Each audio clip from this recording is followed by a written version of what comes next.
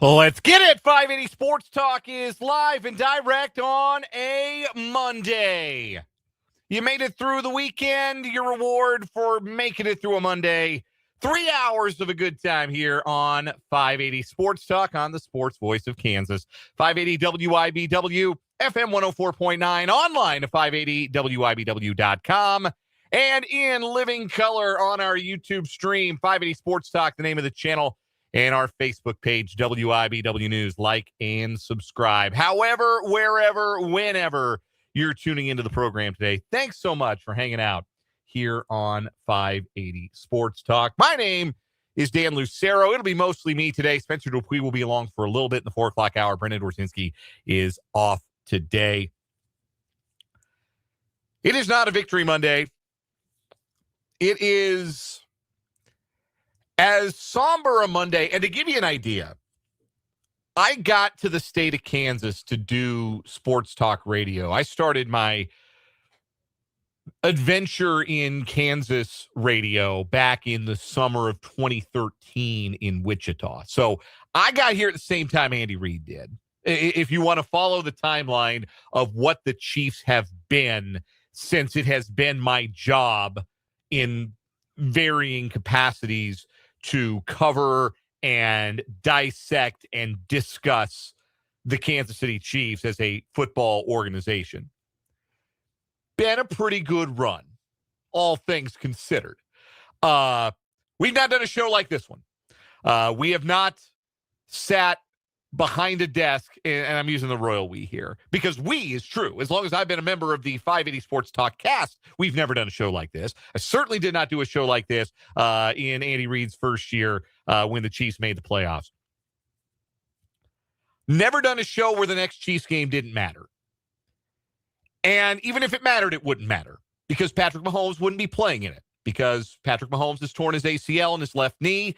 The latest reporting on that today per Andy Reid's press conference is that it does not sound like there is additional structural damage to Mahomes' knee, which is good news as those things go. Mahomes is currently flying to Dallas. I don't know if he's currently on a plane, like literally currently on a plane, but he is going to get a second opinion on the nature of the ACL tear before advancing with surgical options. That is not unique. That is not an indictment of the Chiefs medical staff. That's what you do when you have an injury like this. Rashee Rice went and had a second opinion in the same place after he tore up his knee last year. This is just kind of the way these things go and the way these injuries are evaluated. But that is the latest with that. But the facts for the short term are that the Kansas City Chiefs, who've been to the last 7 AFC championship games and the last 3 Super Bowls and 5 of the last 6 Super Bowls, will be watching the playoffs the same as you and me. Maybe in bigger houses, on larger screens, maybe at a vacation home or a resort destination somewhere. But they will be watching them and not playing in them. And that result was secured officially with their 16-13 loss to the Los Angeles Chargers yesterday at Arrowhead Stadium. But really, we all know that outcome was secured the minute Mahomes went to the turf and didn't immediately get back up. And now this portion of the dynasty is undoubtedly over with. This particular era of Chiefs football is through and done with. And how the second act looks for Patrick Mahomes is going to depend a lot on a lot of things that are difficult to predict. How will these final 3 games unfold?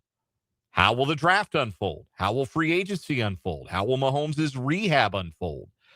It has never been, and again, I've been covering the Chiefs for a decade plus.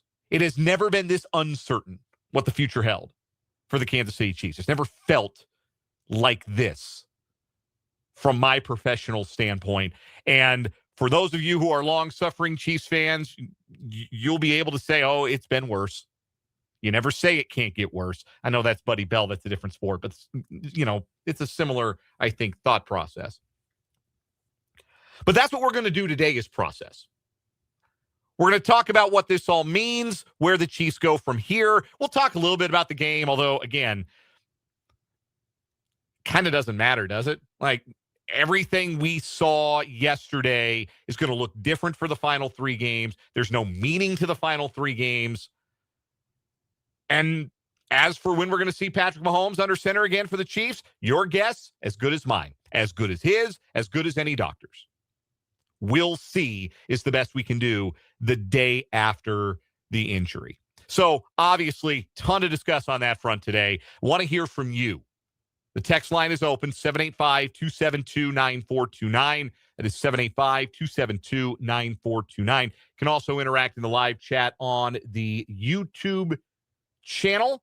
Again, it is great to see. We're seeing some newer faces here on 580 Sports Talk today on the YouTube channel. See Paul in early. Andrew's here. Mark is here. But also see Carl. Welcome in, Carl. Joe, Tyler, it's good to see you guys.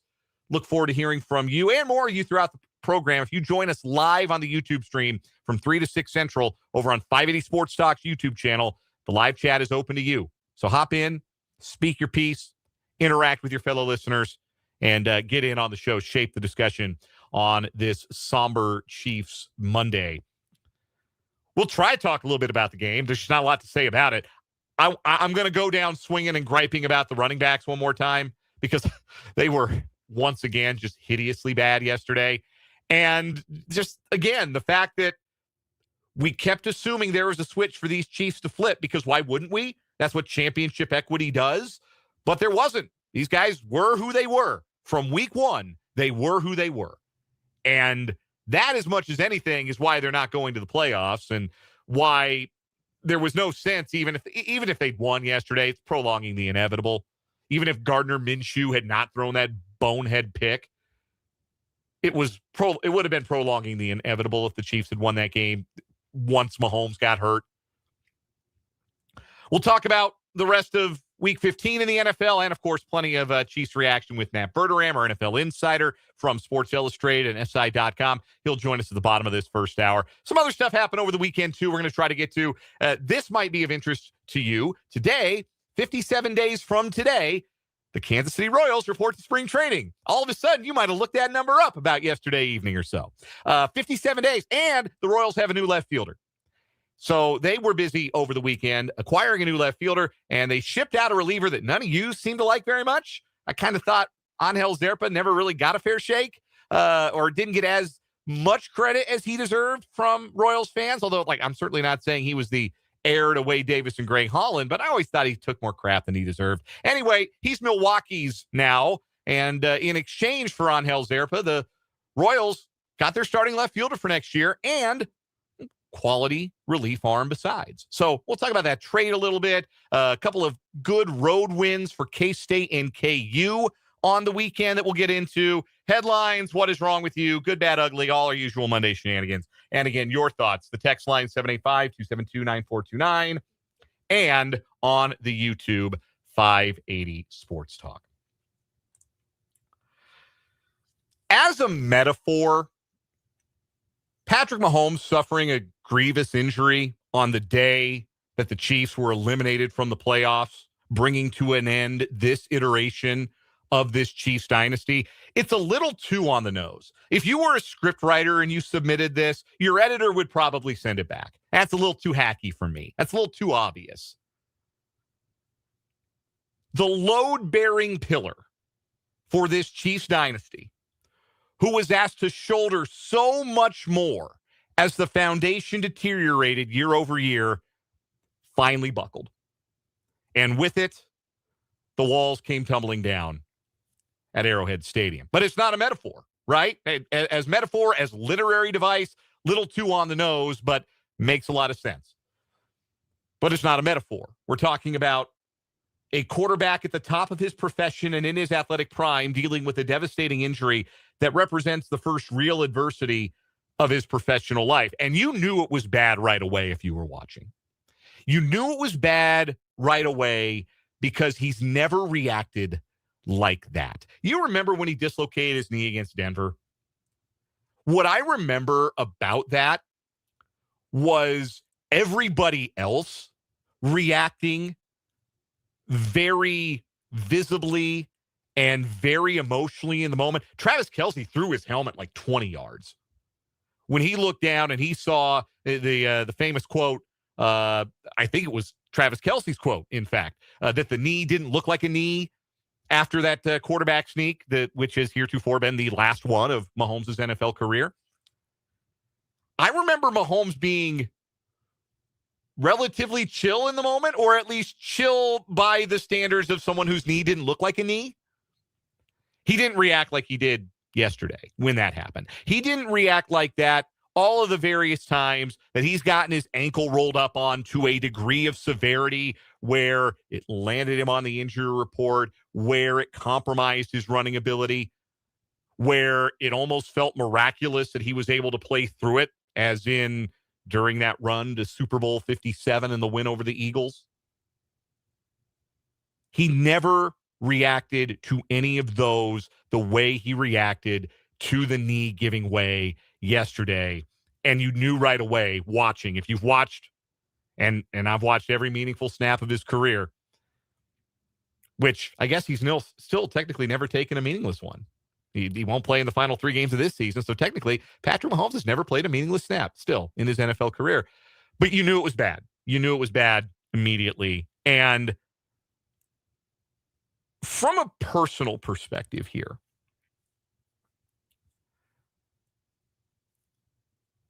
I enjoy watching Patrick Mahomes play football to the extent that I don't really enjoy games that don't involve him. And that's saying a lot, because you guys know, I've made no secret of this. I didn't grow up in this, right?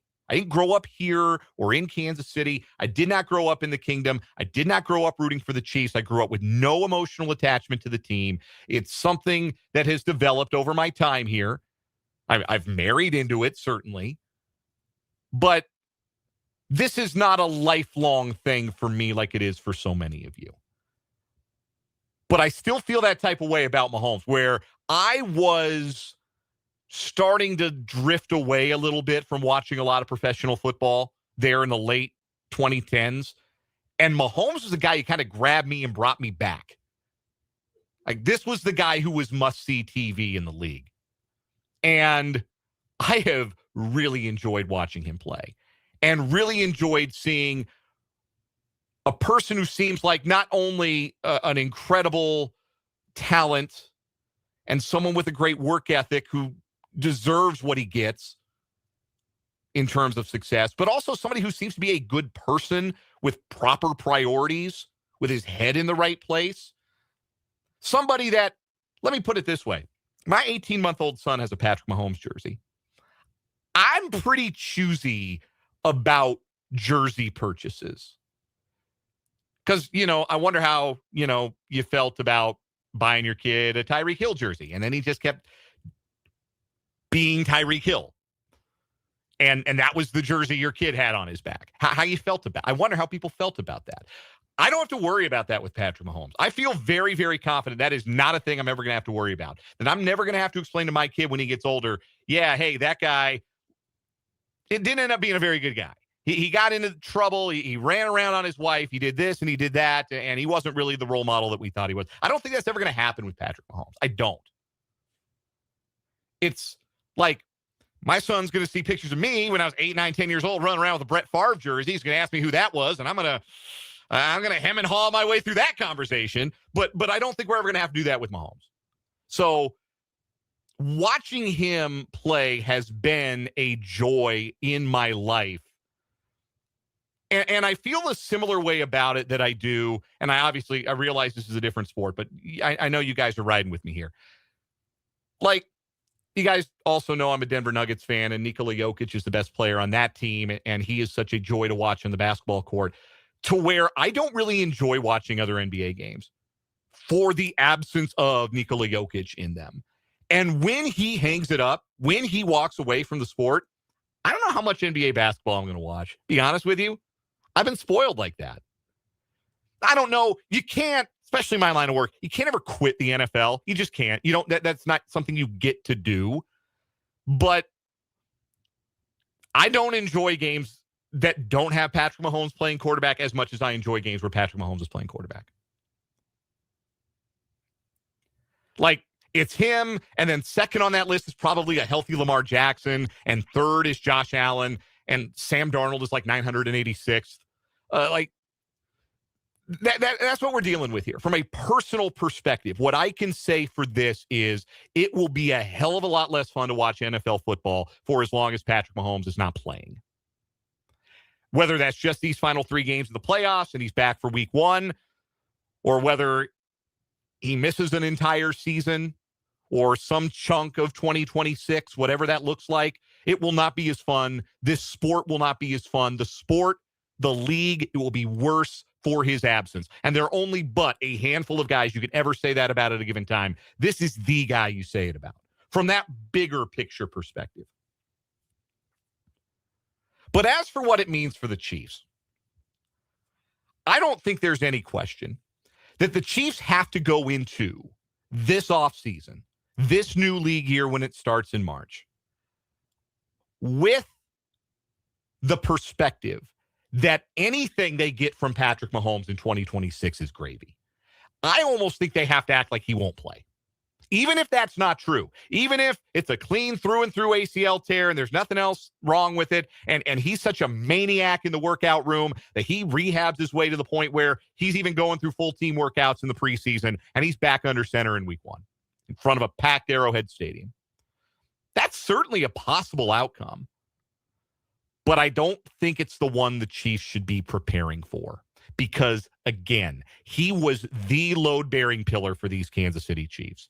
And all of the cracks in the foundation, all of the issues that this roster was starting to pile up, some of them self-inflicted, a lot of them inflicted by how the NFL works. This is not one, can we say Brett Veach has made mistakes in roster construction? Sure we can. Can we say that he's had some bad draft picks? Yes, we can. Can we say that last offseason, the free agency period was a fumble? Yeah, we can say all of that. But we can also say that this is what happens when you're this good this long. That if you keep picking 31st or 32nd, it gets a lot harder to find blue chip talent. That when you have to pay your quarterback the big bucks and all of your other future Hall of Famers the big bucks, you run out of the money to supplement the depth on the roster.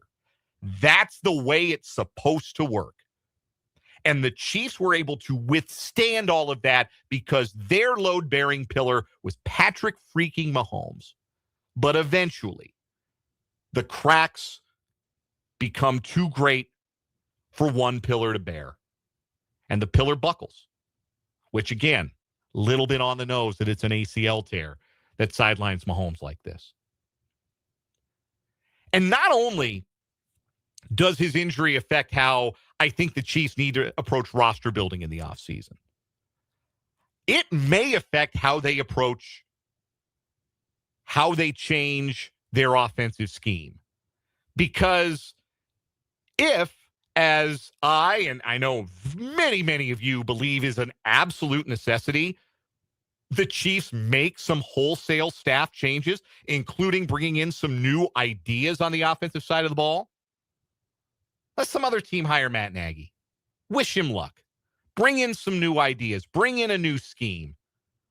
Something that Patrick Mahomes, in his greatness, in his unique ability, can bolster rather than carry. But you bring all of that in, and the guy who's going to run the show, not going to participate in all the offseason workouts. He won't be there for OTAs. He won't be there for minicamp. He might not be there for the preseason, for training camp. That makes it a little tougher. That means that whatever the Chiefs offense looks like in 2026, if it does indeed have a new car smell to it, whether it's Mahomes or insert backup quarterback here at the controls, it might be a bumpy start. You're going to have to give that new offense, if it is indeed a new offense, a whole lot of grace. Because the guy who's going to run it isn't going to be around much to practice it. Mahomes is a quick study. He'll get there. But it's going to take some time. It's another complication for 2026, which is why, again, I believe the Chiefs have to act like they're not going to have him. They have to approach the offseason like he's not going to play in 2026. Even if he is, approach the offseason like he's not. because they have spent years operating under the auspices of the best case scenario. Whatever foibles we might have on our roster, whatever issues we might have acquiring or maintaining depth and high-level talent, we've got the quarterback that can bail us out of all of this. After years of prepping with the best case scenario in mind, the Chiefs now have to start preparing for the worst and build the structure that Mahomes can bolster, not the one that Mahomes has to support all by himself. We'll get your reaction next. Matt Verderame of SI Sports Illustrated going to join us here in just a little bit for his thoughts as well. We got plenty more Chiefs to get to. We're going to talk some baseball and some college hoops later on in the show. Appreciate you being along on this Monday. This is 580 Sports Talk.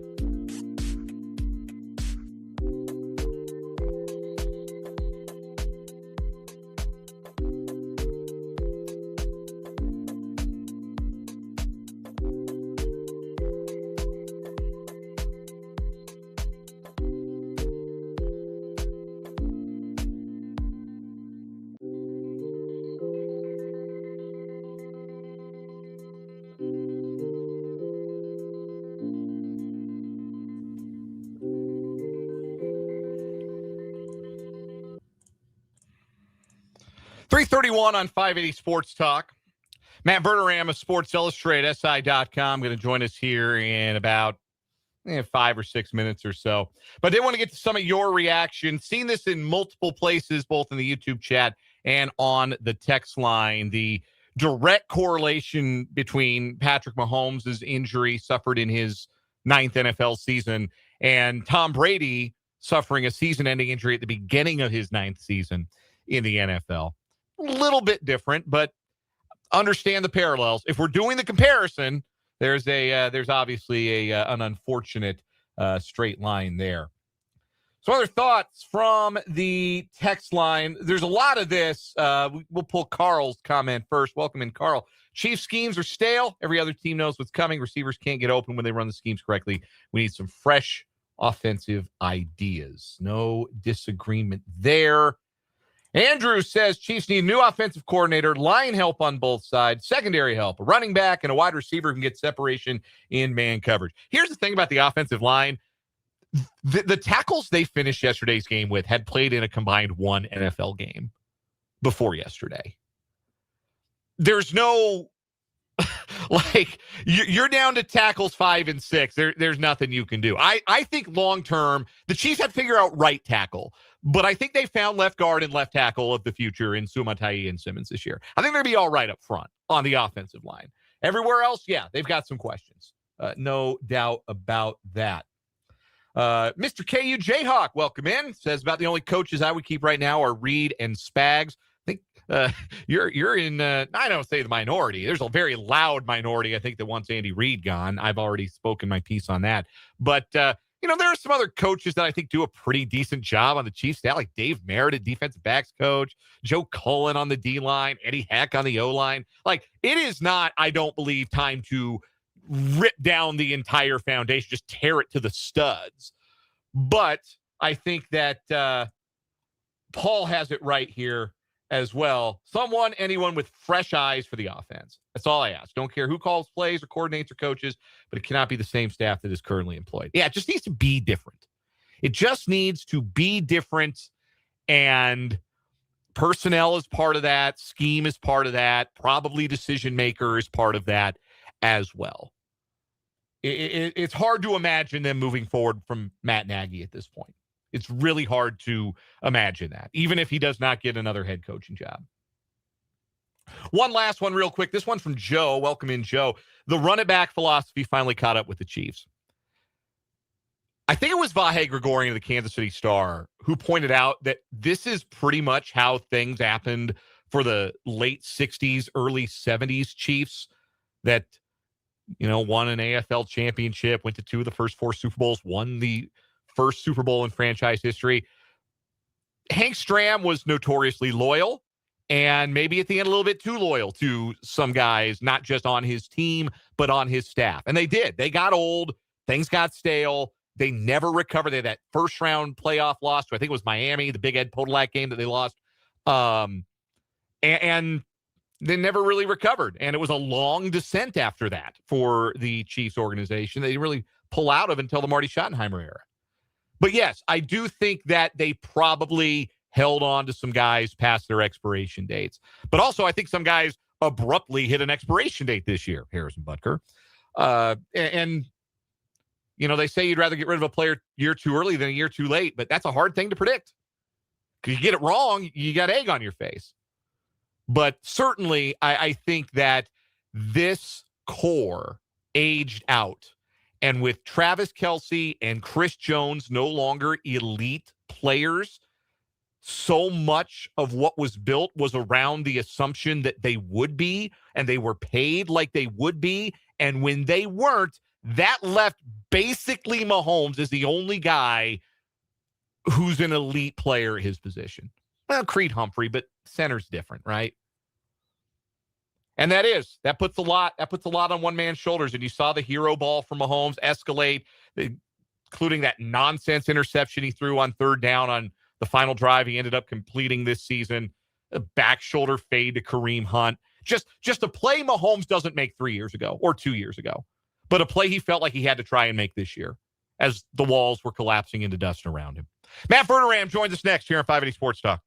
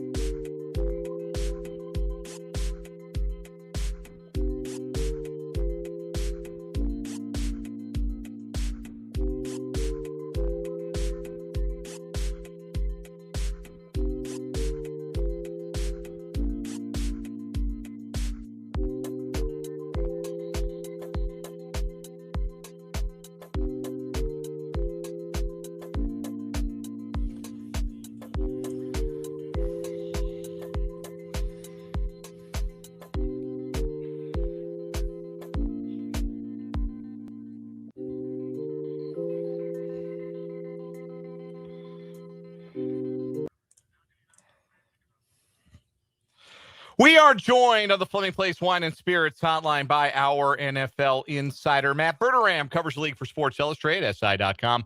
Also appears on That Football Show on the KC Sports Network and on his own subscribers-only Patreon, The Matt Verderame Show. Joins us every Monday at this time here on 580 Sports Talk. And Matt, there have been worse days in the long history of the Kansas City Chiefs, but on the field, I'm hard-pressed to think of many with not only being eliminated from the playoffs, but the injury to Patrick Mahomes.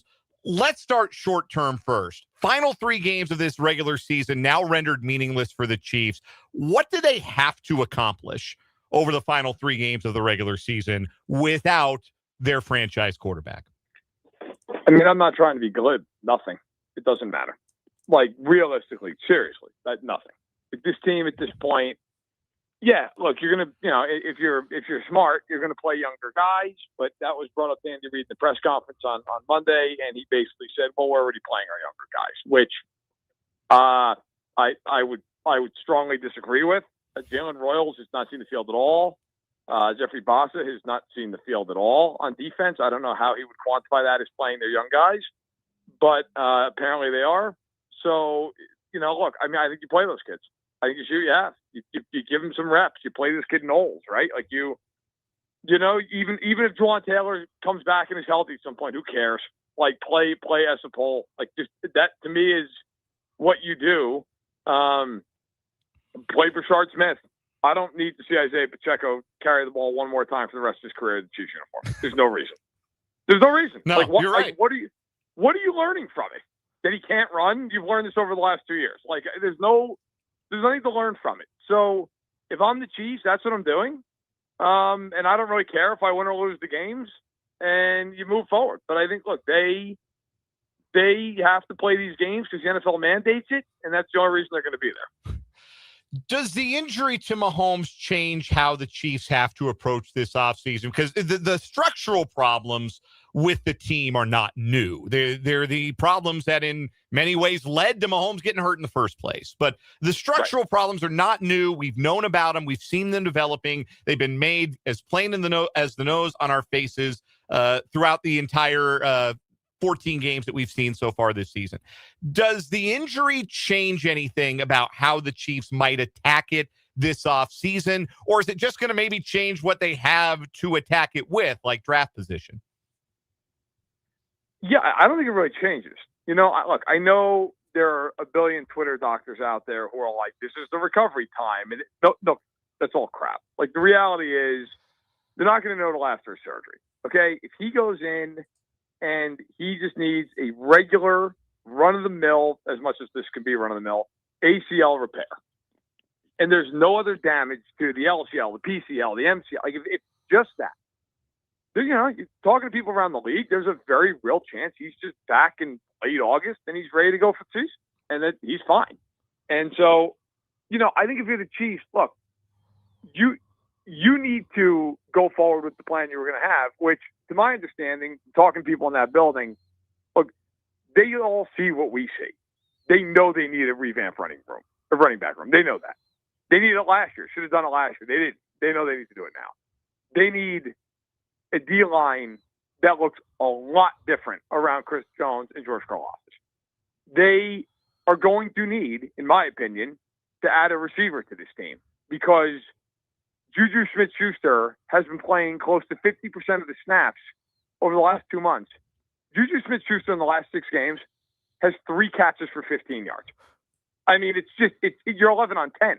It's insane. So, look, I think you go into this offseason with the mindset that Mahomes is going to be back week 1. And you just say, okay, if he's going to be back, early or right on time, then how do we build this team back? Because they're not going to blow this thing up. They're not going to revamp the whole team.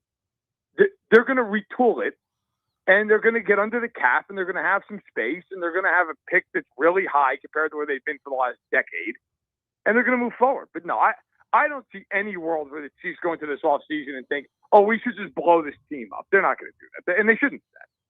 Matt Verderame is our guest, our NFL insider, joins us every Monday at this time on the Fleming Place Wine and Spirits hotline here on 580 Sports Talk. Do you sense that there could be something radical that changes with the Chiefs? Something that, like, a lot of people look at they go to Spotrac and say, well, this is where they can save some money. They cut Right. Jawan Taylor. They cut everybody's a GM. Do you think that there could be something radical coming, something along the lines of the Tyreek Hill trade coming out of the 21 season where nobody would have predicted that would have happened, and then it did? Something like a cut of Chris Jones or a trade of Trent McDuffie. Do you see the Chiefs doing something that radical to try and reshape what pieces they have, what cap room they have to try and rebuild? Or would that qualify in your mind under blowing it up, which you don't think they're going to do? No, look, I don't think Chris Jones is going anywhere. That I don't think. He's the leader of that defense. He's still great. Like, I don't think they'll do that. I think there's a very real chance they trade McDuffie because, look, here's the problem with McDuffie. He's a great kid. You never have to worry about him off the field. He's great in everywhere. He's an excellent football player. He's an ideal extension candidate. The problem is, if you're the Chiefs, you have to kind of pick probably here between he and Rice. And if you don't have Rice, you don't have receivers. Like, I don't know what you do with that team. Like, Worthy's fine as a complimentary player, but he's not. You're not running your offense through Xavier Worthy. He's a good player. And to be fair to Worthy, I know he's gotten a lot of criticism this year. The guy has been playing through like 900 injuries. Like, I think there's got to be some context to that. But look, Rice. The thing that scares you with Rice is the off-field stuff. And you just, if they sign him to an extension, I guarantee you it's going to look a lot like the Tyreek Hill extension, where if he gets a jaywalking ticket, they can void all his guarantees because they've got to protect themselves. The thing with McDuffie is he wants to play outside more than I think they like him to play outside. To my understanding, is like he wants to be more of a boundary guy. Not that he wouldn't play in the slot; he prefers being outside. Well, he's not as valuable to them there. If I'm the Chiefs, like if I'm Brett Veach, I'm looking at this going, all right, I think Noah Williams can play. We can probably sign Jalen Watson for $12 million a year, and I'll play Roland Wallace, or I'll play Knowles, or I'll draft somebody inside, or I'll pay some guy $5 million to be my slot corner, and I'm not paying Trent McDuffie $30 million a year to do that.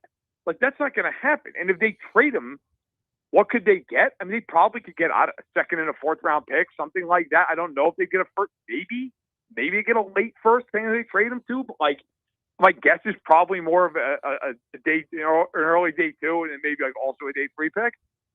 And if you're the Chiefs, between the money you're saving and then you're adding 2 pretty good picks, like that might be worth it. You know, they played the last 2 games without McDuffie, and granted, 2 games, they've been fine. Like, so, look, I would expect them to at least explore that. I think they will cut Frankel, they will cut Dana, they will cut Fulton, they will cut Taylor, and that's $40 million. And they'll restructure Mahomes, and they'll probably end up with $30 to $40 million in cap space. And then they're going to have to figure it out. Matt Verderame joining us here on 580 Sports Talk, covers the National Football League for Sports Illustrated and SI.com. For the last 7 seasons, Matt, the criteria to win a championship in the NFL has either been have Patrick Mahomes on your team or have a good enough defensive line against the patchwork Chiefs offensive line to beat the holy hell out of Mahomes for 60 minutes and then go win. And also, if you have Tom Brady, that helps. That's what it's been for the last 7 seasons in the National Football League. Now that is no longer standing in the way of a team with championship aspirations, what do you think it's going to take this season? Or are we just going to see essentially a war of attrition with the injuries that we've seen across the league, especially lately? As the season's unfolded, I think if the Rams are healthy, that team's win the Super Bowl. I just think they're the best team. And I don't think they're so unassailable that they couldn't lose in a playoff game. But, like, this Thursday night, right, might really decide who wants to win the Super Bowl. Because if the Rams win this game, they're going to be the number 1 seed. And if they're the number 1 seed, I just have a hard time seeing. I mean, who in the NFC? Parsons and Kraft are out for the Packers. The Niners, I think, are a good team. I don't think they're a Super Bowl team. The NFC South is hilarious. I don't buy into the Bears as a team that can go to the Super Bowl. Like, if you're telling me the Rams are the 1 seed and they're drawn like, I don't know, Seattle, who I actually think is their biggest competition at this point in the NFC, Seattle and maybe like a really labored Green Bay team, like I think they probably go to the Super Bowl. And the AFC, look, I mean, flip a coin, man. Who knows? You know, you look at the Bills yesterday and everybody's going nuts. The Bills got down 21-0 in that game and needed like 200 yards of return yardage and an interception that Drake made to win 35-31. Like, look, they deserve credit for winning.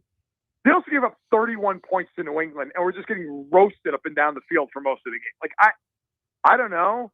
Like Buffalo could go to the Super Bowl. Buffalo could lose to Jacksonville in the playoffs, and it would surprise me. Like anything, the only team that's going to come out of the AFC, I'd be stunned, is whoever wins the North. Everybody else, okay, sure. Like I think it's a weird year, but I think the Rams are the best team. If the Rams play their best, I think they're going to win the Super Bowl. The big late afternoon matchup yesterday was the Green Bay-Denver game. Broncos rally back at home, win by a score. Yep. One of the best games of Bo Nix's career. Packers were up 9, and then they lost Christian Watson, and then they lost Micah Parsons, and they were not the same team after that, understandably so. Does that game make you feel a little bit more like Denver is a legit threat in the AFC, or are you still hesitant to go all the way there given the struggles they've had offensively for the better part of the season? You have to give them credit. I mean, they've beaten the Packers. They've beaten the Chiefs. Look, the Chiefs don't look exactly like a quality win at this point, but like they are what they are. I mean, the Chiefs are still the Chiefs. Like you beat Kansas City, you beat Green Bay, they beat the absolute bejesus out of Dallas. I mean, fair is fair. Like they're winning all these games. And, I think you've got to give credit. I think everybody has the same kind of feeling. It's one of these things with Denver where you just look at the way they are offensively in a lot of these games and say, look, man, all it takes is one game like that in the playoff game and you're done. Right? I mean, the flip side of that is they're probably the 1 seed now. I mean, they got Jacksonville at home this week. It's a tough game. Then they play the Chiefs, who are going to be starting Minshew playing for nothing. They're going to win that game, you would assume. Like, they're probably going to be the number 1 seed in the conference. And if they are, look, there's a real world here where Denver's got to win 2 home games to get to the Super Bowl, and that's a hard place to play. If they play a team like the Bills, which could very well end up being an AFC title game or even a divisional round game, the Bills have a massive advantage at quarterback, but the Broncos defense is so good. Like that could just be a game where, hey, if Knicks gets to 20, they win. So I do think they're a threat. I think everybody in the AFC, you could tell me any of these teams get to the Super Bowl in the AFC other than whoever wins the North and the Chargers. I can't see them doing it with that offensive line. But anybody else, Jacksonville, Houston right now might be my pick, honestly, despite the fact they'd be a wild card. Like any of those teams, they could all do it. And Denver's good enough defensively that, look, if they got to win 2 home games, it's going to be tough. Like anybody going in there, you're going to have to play well because that defense single-handedly win the game. Last one for you, Matt. Monday Night Football tonight, Dolphins-Steelers. Who would have thought this would have had any import from the Dolphins side earlier this season? But I guess they're still in the hunt graphic, so joke's on all of us. Is Mike McDaniel going to save his job there in Miami with a few more wins? Yeah, probably, which kudos to him. It's a hell of a job to kind of salvage what was a complete disaster of a season. But all I did, everybody in this game is like, who's going to win? And you got the Steelers, and they're not playing particularly well. I looked at the weather report, 14 degrees. Pittsburgh's got it in the bag. So, look, I mean, this is going to be one of these games. We're going to get like a report from the sideline that there's 8,000 pounds of cold weather gear down on Miami's sideline. And that's all I need to know. Tua's down on the sideline looking like Ralphie's brother from A Christmas Story. Yeah, you see that. You know what time it is. Matt Verderame is our guest. He is our NFL insider, covers the league for Sports Illustrated, SI.com. And appears with us every Monday on 580 Sports Talk. Matt, always a pleasure. We'll do it again next week. Sounds good. Take care. That is Matt Verderame. And we will take a timeout, come back with the good, the bad, the ugly from the weekend that was. I wonder what the ugly is going to be. That's next on 580 Sports Talk.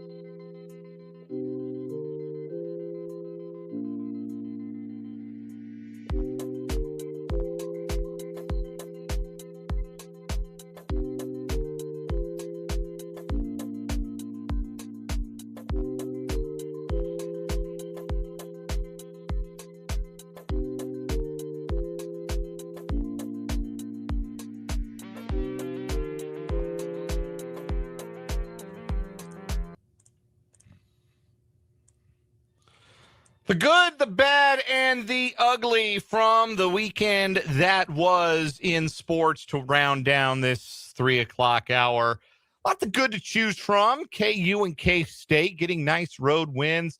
The Washburn men pulling one out in double overtime at home against a really good Central Missouri team. I won't be surprised if Central Missouri is a NCAA tournament team by the end of the season. And Washburn hangs on. Brady Christensen pulls them through the fire with an 8-0 run all by himself in double overtime. Brendan Dworzinski did manage to retain some of his voice today. Talked to him earlier today. He was coherent and didn't sound like he had a frog in his throat. So that was good. That's all good all the way around. So Royals found a left fielder, an actual starting caliber left fielder. Lots of good from the weekend. The bad rash of injuries all across the NFL wasn't just Mahomes. Micah Parsons, ACL. Teddy Buchanan of the Ravens, their leading tackler, ACL. Devontae Adams, hamstring. That could cost him some time down the stretch for the Rams. And the ugly is obviously the Mahomes injury, just for all the reasons we talked about at the start of the show. A bummer for the player, a bummer for the organization, a bummer for the person, a bummer for fans, a bummer for the NFL. Coming up at the 4 o'clock hour, more Chiefs, more of your response. That's coming up on 580 Sports Talk.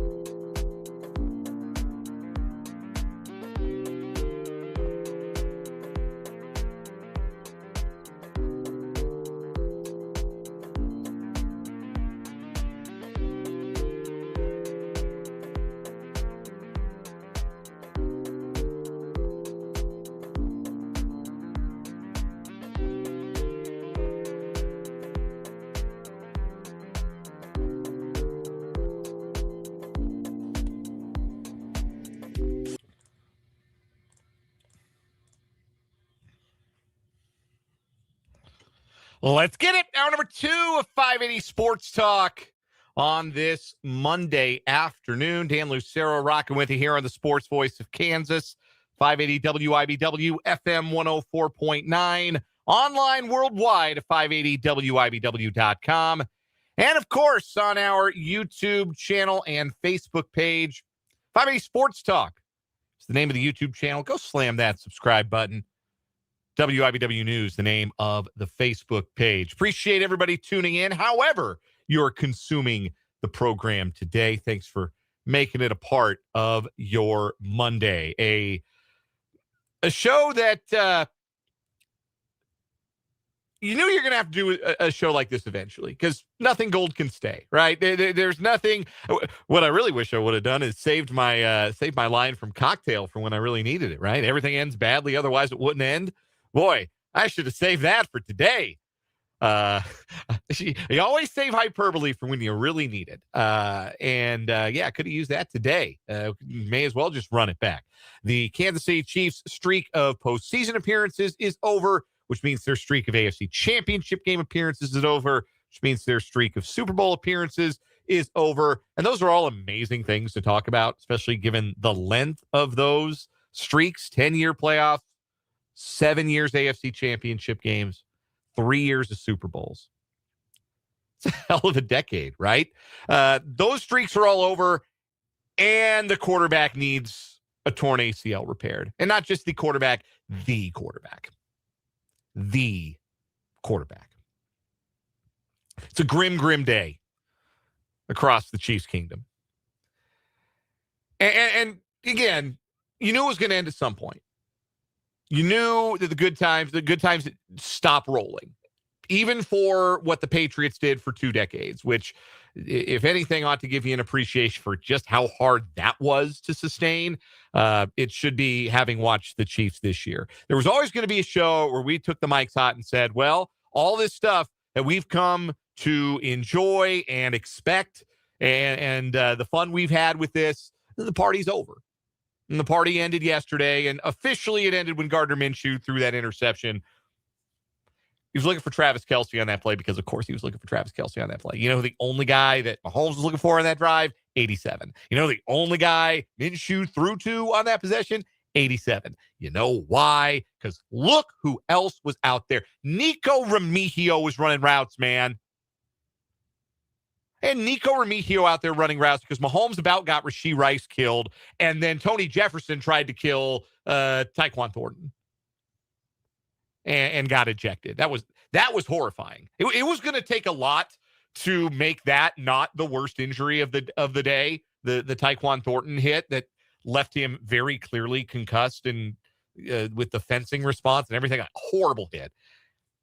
And you had to eject him because it was the second time he'd gone headhunting, and there was going to be a fight if he stayed in the football game. But just you look at who was on the field on that final drive, even before Mahomes gets hurt. The left and the right tackle had come into the afternoon with a combined 1 game of NFL experience. How often does that happen? Ever. Nico Remigio is a special teamer, and he's running critical routes. It just could not stand up any longer as constructed. And as is the case, when the structure can no longer stand, the load-bearing pillar buckles. And Patrick Mahomes' left knee literally did. And so that's where things stand today with the Chiefs. Again, Andy Reid seemed to indicate earlier in the day that there is no additional damage to Mahomes' knee.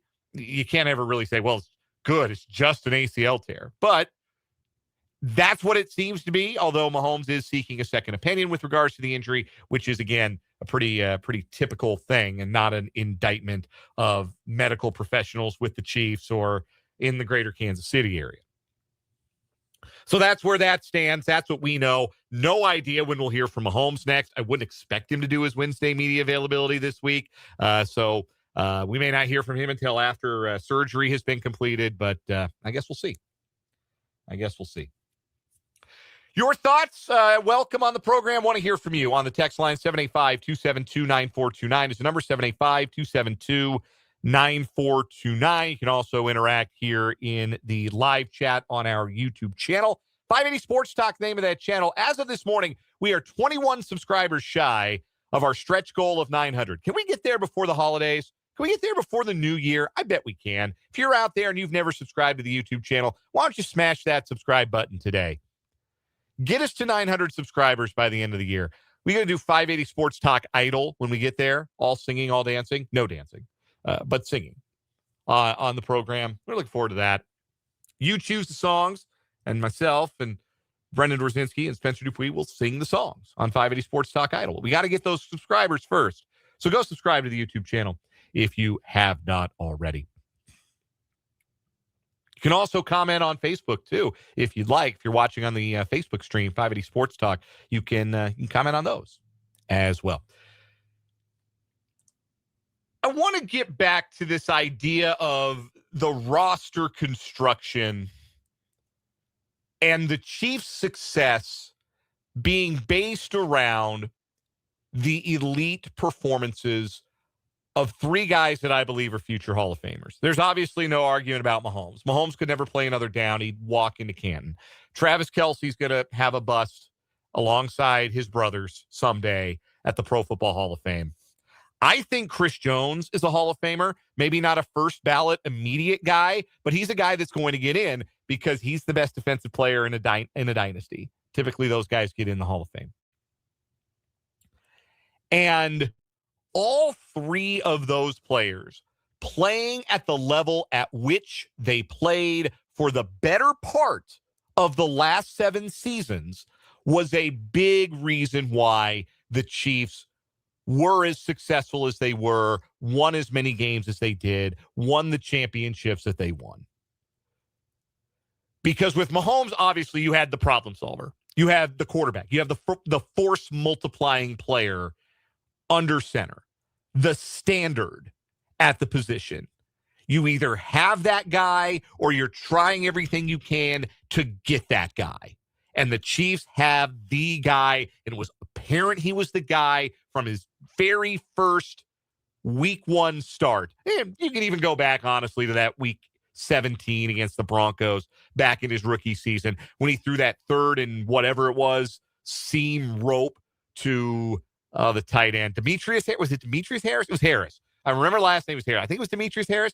And Demetrius Harris, who couldn't catch a cold, couldn't help but catch that ball in traffic because it was so perfectly thrown. From that moment forward, you knew, oh, okay, they've got one.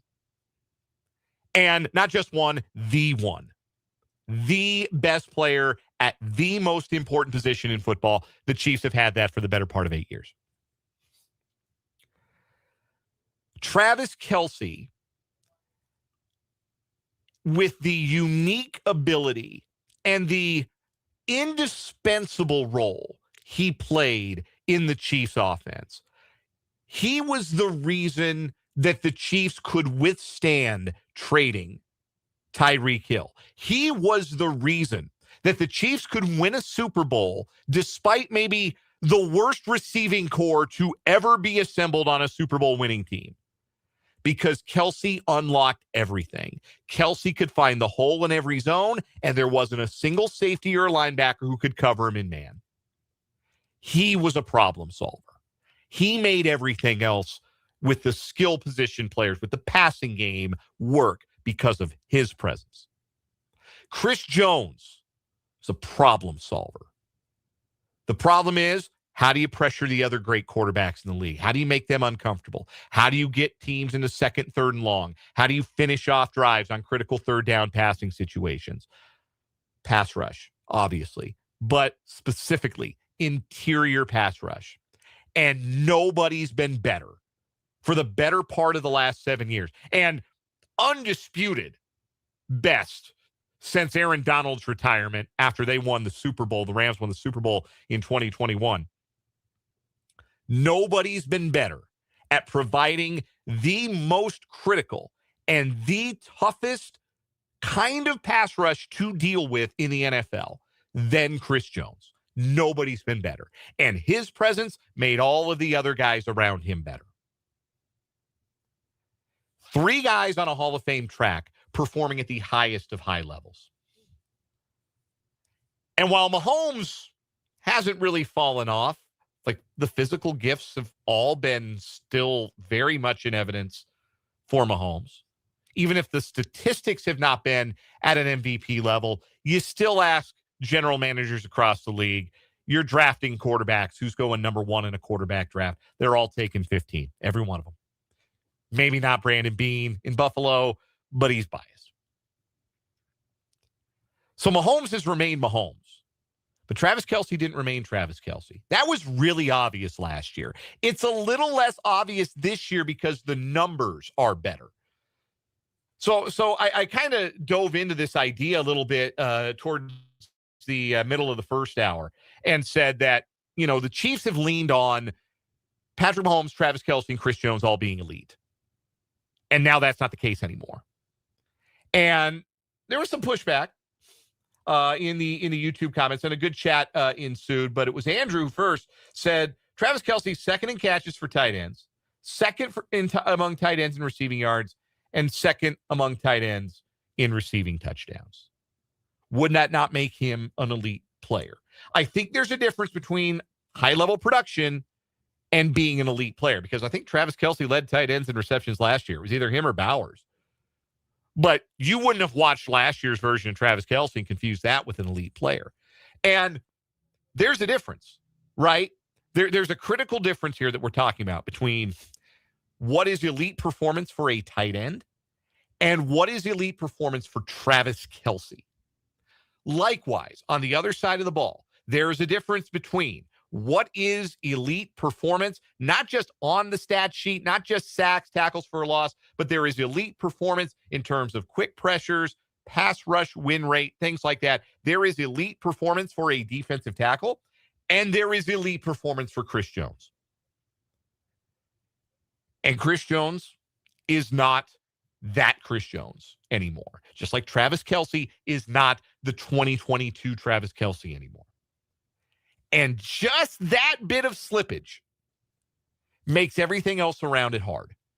Because the Chiefs no longer have the easy button. Oh, Travis will get open. Travis will figure it out. You see those glimpses. It's not entirely gone. Just like Chris Jones' ability to dominate a game is not entirely gone. But it was the ability to do it week over week routinely that lifted everybody else, that lifted the Chiefs' pass rush. When did Chris Jones stop sacking the quarterback at a first-team All-Pro level? Last year, right? The last 2 years, Chris Jones' sack totals have been with 5 last year, and he's at 4 this year. The 2 years before that, he was in double figures or close. I think it was 8.5 sacks in 2023. Chiefs had 50-plus sacks that year. They had 50-plus sacks the year before. Last year, they had 39. This year, they're not even to 30 yet as a team. The fall off of the all-time greats from an all-time great level was something that ultimately the Chiefs could not withstand, because so much was built around not just the fact that those are all-time talents, but that they were unique all-time talents. And there isn't any replacing them. I don't think you go out and get another Chris Jones. I don't think you go out and get another Travis Kelce. You have to figure out what the defense looks like without the one guy to blow everything up on the interior. And you have to figure out what a passing game looks like without one of the greatest tight ends in the history of the game. And the Chiefs never really got around to that. Everything was built around the idea that those guys could still be those versions of those guys. And when they stopped being those versions of those guys, then you start to notice the deficiencies everywhere else. And again, not all of those deficiencies are the fault of the front office. We had a text earlier today from the 785 said it's front office malpractice on the part of Brett Veach. Don't think Brett Veach is blameless. I'm not putting a cape on for Brett Veach. But you ask a general manager to draft 31st, 32nd every year for 7-8 years, that takes a toll. You just don't have. That's why the Josh Simmons thing is such a home run, because you don't have access to blue chip talent when you're drafting that low in the draft. Doesn't happen that way. It gets harder to build your roster through the draft when you're drafting in those positions. When you're trading draft picks to supplement a winning roster and you don't have as much draft capital. You don't go into a draft with 13 picks that then you can use, and you can trade up and you can have the 30th pick and say, well, we got a bunch of day 2 picks, day 3 picks. We can trade up. We can go into the 20s. We can go up to number 10 and get Patrick Mahomes. You lose that. So that's just the draft working as intended. That's the salary cap working as intended. But at the same time, this was a talent deficient roster. And it started, frankly, the most obvious is at running back. I am with our NFL insider, Matt Verderame. I never want to watch Isaiah Pacheco carry the football again. I don't want to see it. I don't want to see it in a Chief uniform. Somebody else wants to take a run at him. Somebody else wants to give him a shot. Jets, the Buccaneers, the whoever, the Arlington Renegades. I don't care. I don't ever want to see it in a Chiefs uniform again. He stinks. He's not the same player he was after his injury. His lack of vision is galling. I honestly left yesterday's game. One of the things I was going to talk about on our instant reaction video, and I mentioned it a little bit towards the end. Obviously, that video took a bit of a turn. The tenor of it took a bit of a turn. You can catch that instant reaction on our Facebook page, WIBW News, and our YouTube channel, 580 Sports Talk, so you can get more of our instant reaction. But one of the things I was going to talk about is I don't think that the Chiefs' running game is a scheme problem. I don't. And I don't think it's an offensive line problem, because they've invested a lot on the interior offensive line. And Creed Humphrey's really good at his job. And when Trey Smith is out there, he's really good at his job. And I think Kingsley Suamataia has largely been, this season, pretty good at his job. You should be able to run the ball behind that as your interior line. But Kareem Hunt has no juice. Do you know how many 20-plus yard carries Kareem Hunt has in the last 2 seasons with the Chiefs? How many times he's carried the ball for over 20 yards on a rush? Once. One 20-plus yard run in 2 seasons. And that's a lot of work as a feature back because of injury. He ain't got it. He can't hit the hole. He can lean forward and use his shoulder pads as a battering ram and get you 1 yard on 3rd and 1 as well as anybody in the league. That's an asset. This is not, why is Kareem Hunt on the team? Kareem Hunt has a place on the team. It's not taking first down carries. He's Ironhead Hayward. Use him to get his 2-3 yards in short yardage. And then Isaiah Pacheco not only doesn't have the burst, he doesn't have the vision. There was one play where it looked like he had a cutback lane and just was like, no, thank you. I don't believe in any of that. Looked like he had a cutback lane from left to right for a big gain, and he got 3 yards. He's just not very good. And look, it's a 7th round pick. That's why, look, I want to see Brashard Smith. I think Brashard Smith should be the every down back for the Chiefs the rest of this regular season. Give him 20 carries a game. See if you've got anything here. More likely, what you've got is a 7th round pick. End of the day, there's a reason why those guys fall as far as they do. But that's been the most obvious problem. And so many other issues for the offense stem from that, because teams don't respect the running game. They don't respect that threat. They tee off on Mahomes. Mahomes took a beating this season. An injury almost felt inevitable. Obviously not this kind of an injury, but you don't take as many hits. No, only Justin Herbert has taken more hits this year than Patrick Mahomes. You don't take that kind of beating and make it to week 17 in one piece. Bill in the YouTube comments agrees. That's what I was saying about Pacheco. Little or no vision. There were so many lanes open if he would just follow, but he would just follow the blockers. Yeah, I don't know. Like maybe he is like maybe he's got like no peripheral vision to speak of.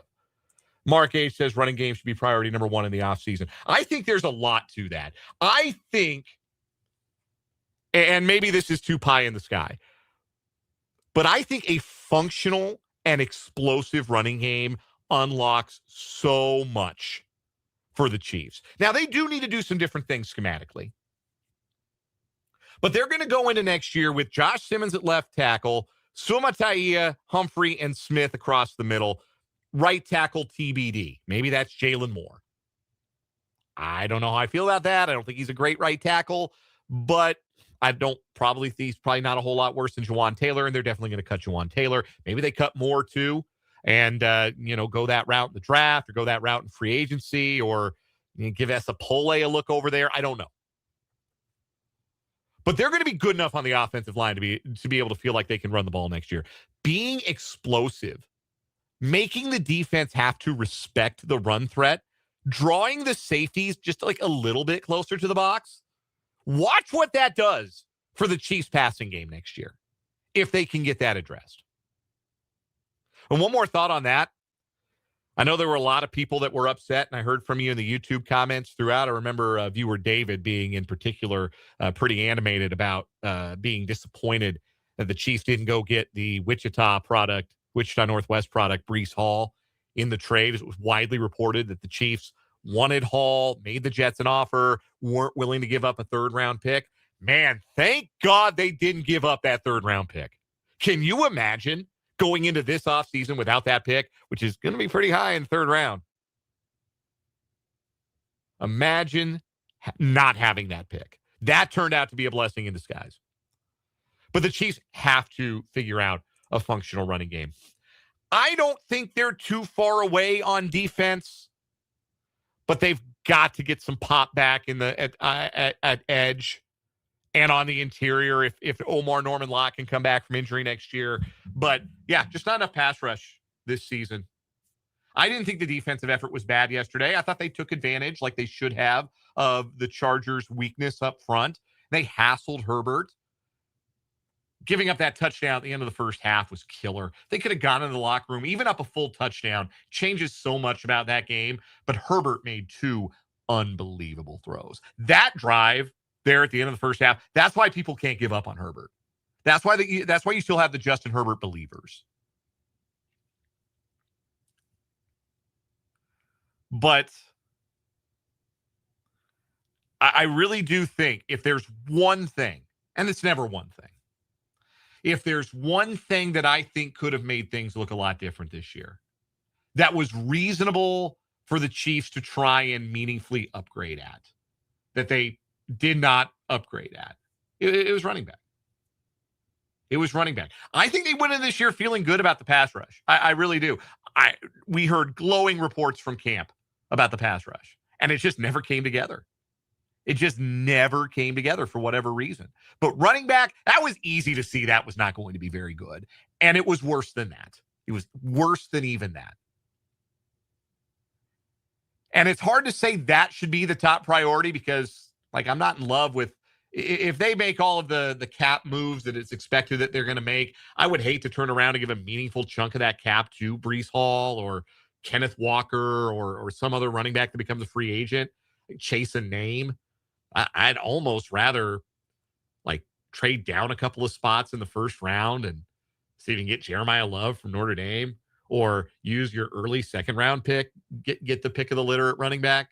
I'd almost rather do that. But it's got to be different. It's got to be better.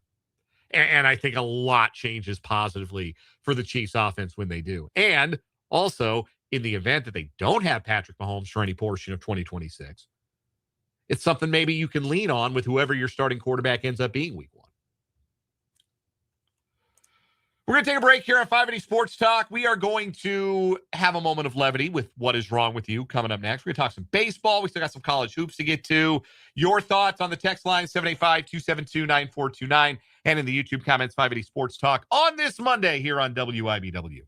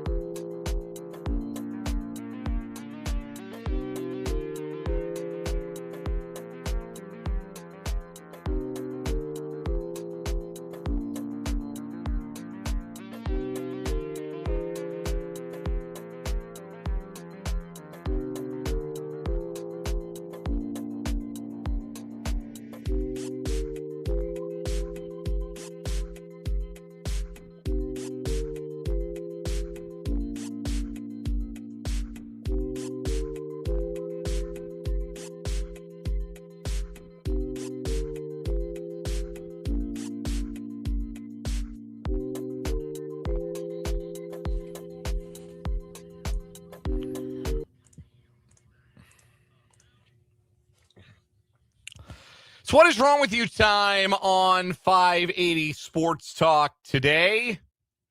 We are getting close to the end of our year on What is Wrong with You. We announced this last week, but for those of you What is Wrong with You diehards out here, a quick clarifier. I think what we're going to do is crown a What is Wrong with You champion for December on Thursday. And then we're going to do the year in review, What is Wrong with You? All 12 stories as they originally aired on the program. We're going to run those for you on Friday of this week.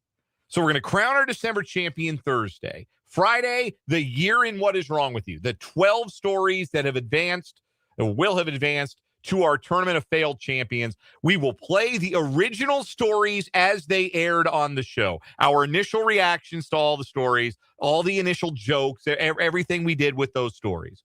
We're going to do that on Friday of this week. Next week, Monday and Tuesday, we will have our voting to get us down to a championship match. And then on Friday of next week, which will be our final show of the calendar year, December 26th.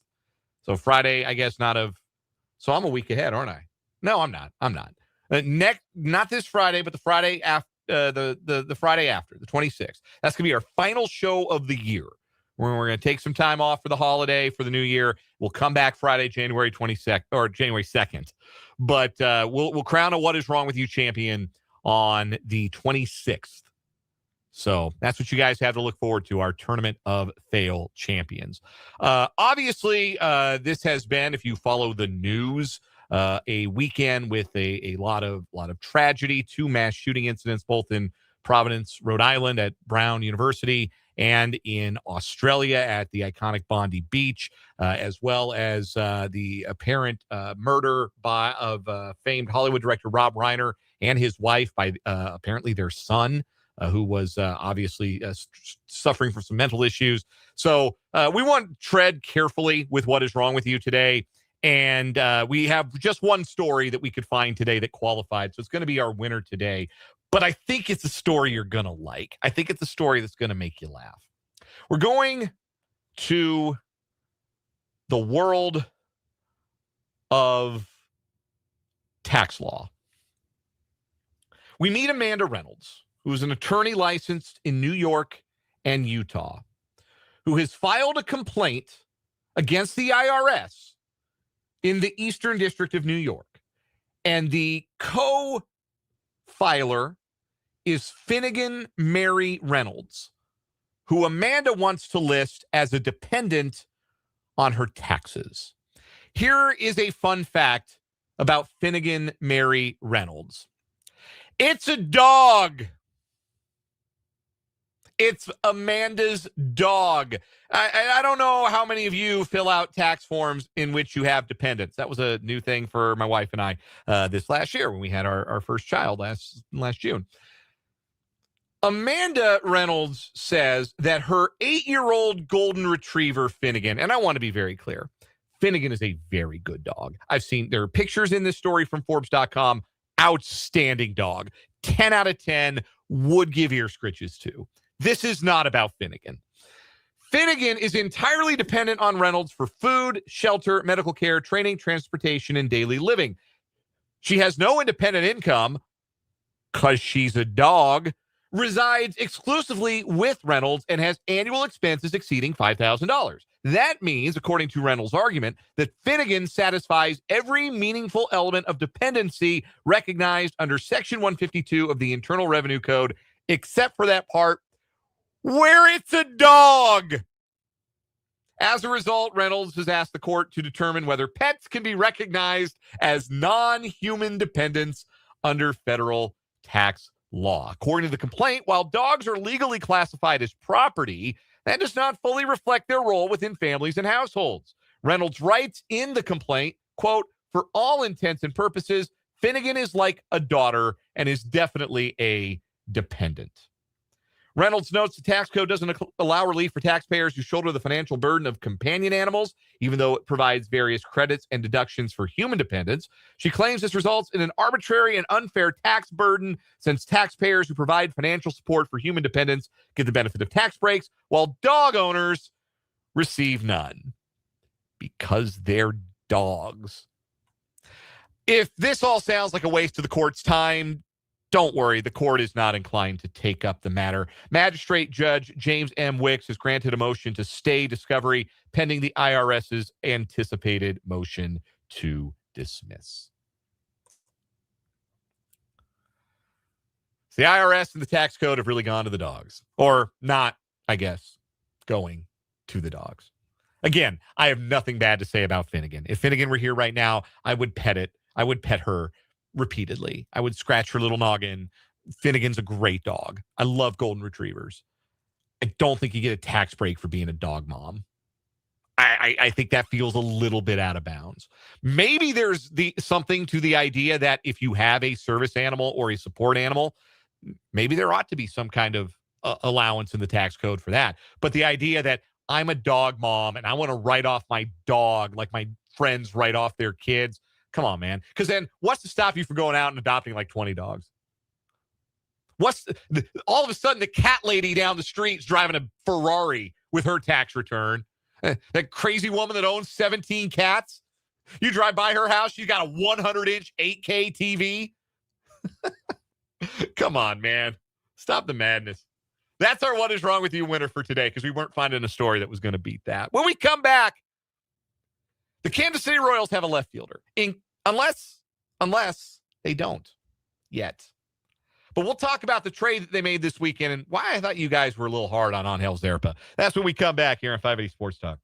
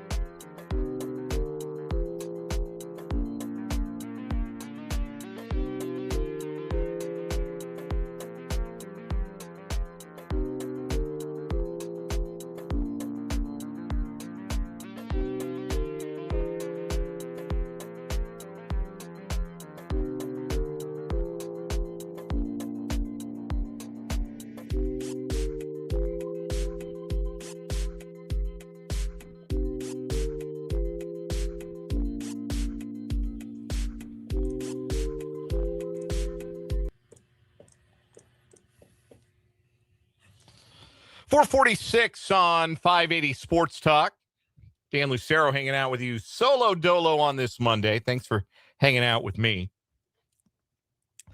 A number that might have become more relevant to you in the immediate aftermath of the Chiefs being eliminated from the playoffs. The number is 57, and that is the number of days from today to February 10th, 2026. And on that day, the Kansas City Royals pitchers and catchers report to surprise Arizona. That's how being a sports fan of multiple sports works, right? One season's over, you pivot to the other. Chiefs will play 3 meaningless games and be done, and then thoughts turn to spring, turn to the crack of the bat, the pop of the ball into a glove, warm afternoons at Kauffman Stadium, Friday fireworks, dollar dogs, Bobby Witt Jr. stealing bases, and Vinny Pasquantino hitting bombs. We're not far away. We get closer every day, folks. 57 days. And the Royals actually did some stuff over the weekend. Of course, we talked last week about the 5-year contract extension for Michael Garcia. And the Royals made themselves a trade over the weekend with the Milwaukee Brewers, acquiring outfielder Isaac Collins and relief pitcher Nick Mears in exchange for reliever Angel Zerpa. And I want to speak my piece on Zerpa first. If the Brewers want a pitcher, it's because they think he's good. And the Brewers have an eye for this kind of stuff. I don't care what the numbers say. They dig into some other numbers that, frankly, I don't have the knowledge to explain to you. I know they exist. I even know what some of the acronyms mean, but could I explain them to you without getting tongue-tied? No, I could not. And if I can't do that, I'm not even going to try. But anyway, the Brewers are one of the best pitching development organizations in baseball. And if they think you've got a pitcher who's good, even if the numbers don't agree, they're usually right. And one of the players who is proof of that would be the reliever who is coming back to Kansas City in the deal, Nick Mears. Because when the Brewers acquired Mears from the Colorado Rockies in the middle of the 2024 season, I think it was a trade deadline deal, Mears had an ERA in the mid-5s. And frankly, in his 13 appearances with the Brewers, he was bad in 2024. But last year, Nick Mears pretty good. Carried a whip below 1. That means walks plus hits divided by innings pitched. So what that means is fewer than a base runner per inning, essentially, allowed by Nick Mears last year. 349 earned run average, 46 strikeouts to just 13 walks in 56 2/3 innings. He's a good right-handed reliever. It's not as great against left-handers as he is against same-hand guys. But if you ask me right now, who am I more comfortable seeing come in to face some right-handed batters in the 7th inning of a close game for the Royals next year, him or John Schreiber? It's definitely Mears. Mears is my answer. I think Zerpa's more valuable in the sense that he is left-handed. I think that Zerpa's value was getting ground balls, and the Royals defense, particularly the right side of the Royals defense, not spectacular. The Brewers are a much better defensive team. They might get some better results behind Angel Zerpa. And he might go on to pitch very well for the Brewers, put up really good numbers. I thought he was better than y'all acted, but I also understood why he could be frustrating, because it seemed like he was coming in hard situations every single time and not often enough getting out of those hard runners in scoring position situations. But I think, like, raw stuff-wise, Zerpa might have been better than anybody in the Royals bullpen. That stuff from the left side, I think Zerpa's good. I do. I think he'll be good for the Brewers. And if the deal were Zerpa for Mears, I would almost be inclined to criticize it from the Royals' perspective. But the Royals are not just getting Nick Mears, they're getting Isaac Collins, who was a 27-year-old debutante last year, full debutante, did play in 11 games in 2024, finished 4th in Rookie of the Year voting. He hit just 263, but he had a 368 on-base percentage. The Royals, of course, constantly on the hunt for guys who can get on base. They know they need that skill set in their lineup. Last year, it brought him Jonathan India. That didn't work out. Hopefully it works out better with Isaac Collins. We haven't seen him do it over more than one full season in the bigs. But there are other things to like about Collins, too, not just his ability to work a walk and get on base. He stole 16 bases last year. He was one of the best defensive left fielders in baseball last season. There's not a lot of power there, but that's fine. I'd rather have a hitter whose skill set will translate to Kauffman Stadium rather than try to make a square peg of a 30 homer masher with no other appreciable offensive skills fit into a round hole. I like Isaac Collins, who switch hits. That's another bonus about him. I like him as the left fielder next year, especially if that means you can do a strict platoon in center field with Kyle Isbell and Lane Thomas. I would like it even better if you could move Isbell to the bench entirely and fully upgrade in center field. That doesn't look to me in the cards for the Royals. But there are continuing reports that the Royals are just dying to acquire Jarren Duran. It is the worst kept secret right now in baseball how badly the Royals want Jarren Duran and the Red Sox.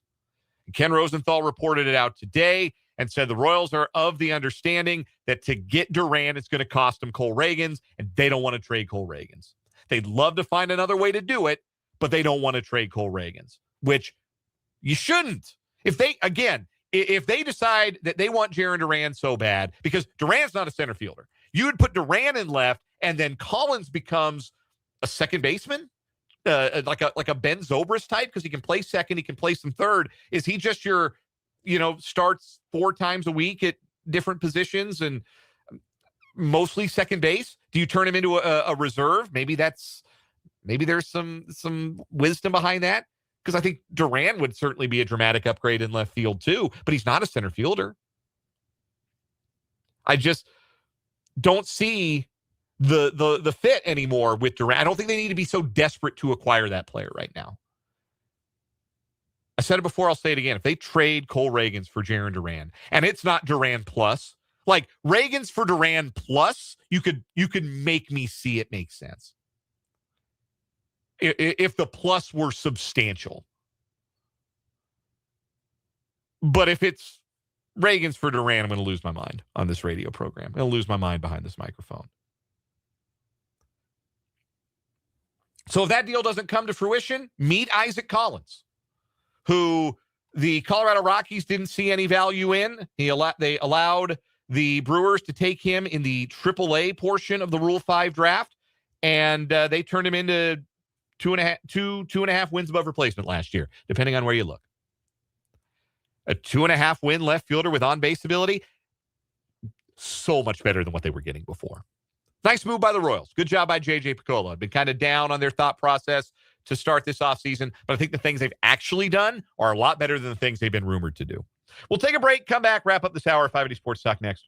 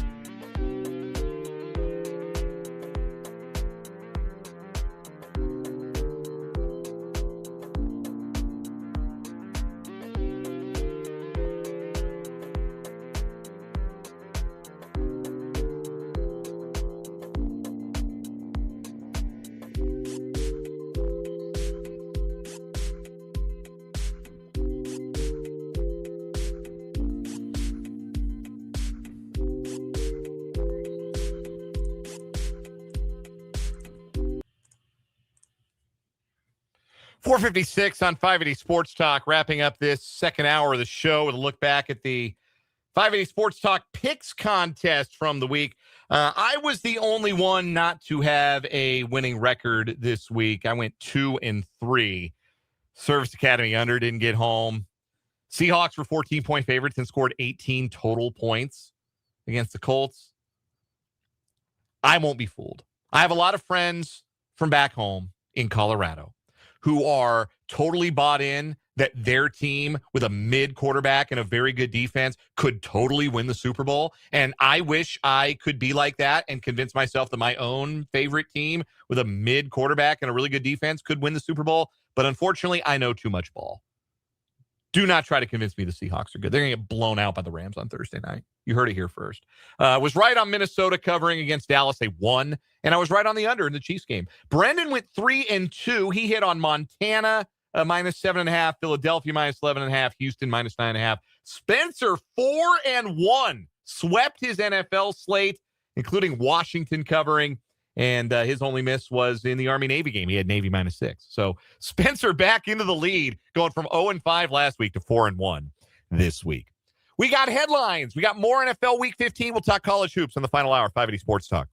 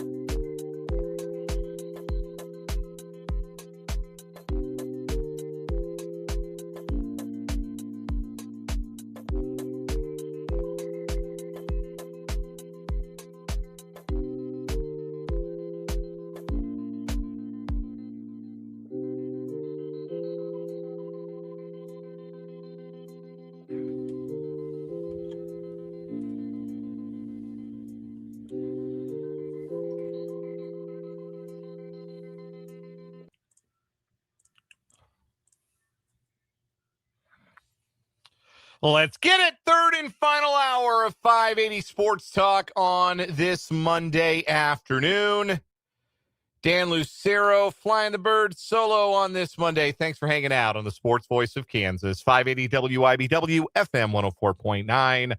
Online at 580WIBW.com and in living color on our YouTube channel, 580 Sports Talk, and our Facebook page, WIBW News. Appreciate you being along for the ride today.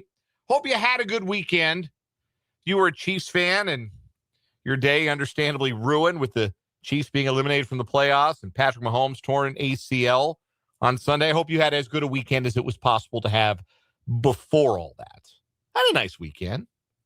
My wife and I took our kiddo to the Discovery Center. You got to see the new stuff at the Discovery Center in town. Really cool. Honest to goodness, that place is as much for the kid at heart as it is for the child. I mean, my son's 18 months. There's still some stuff in there that he's not going to get like the most out of because, he's 18 months old.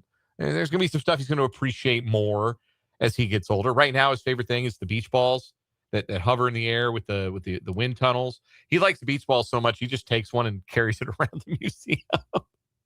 And when you try and take it away from him, tears. So that's his favorite part of it right now.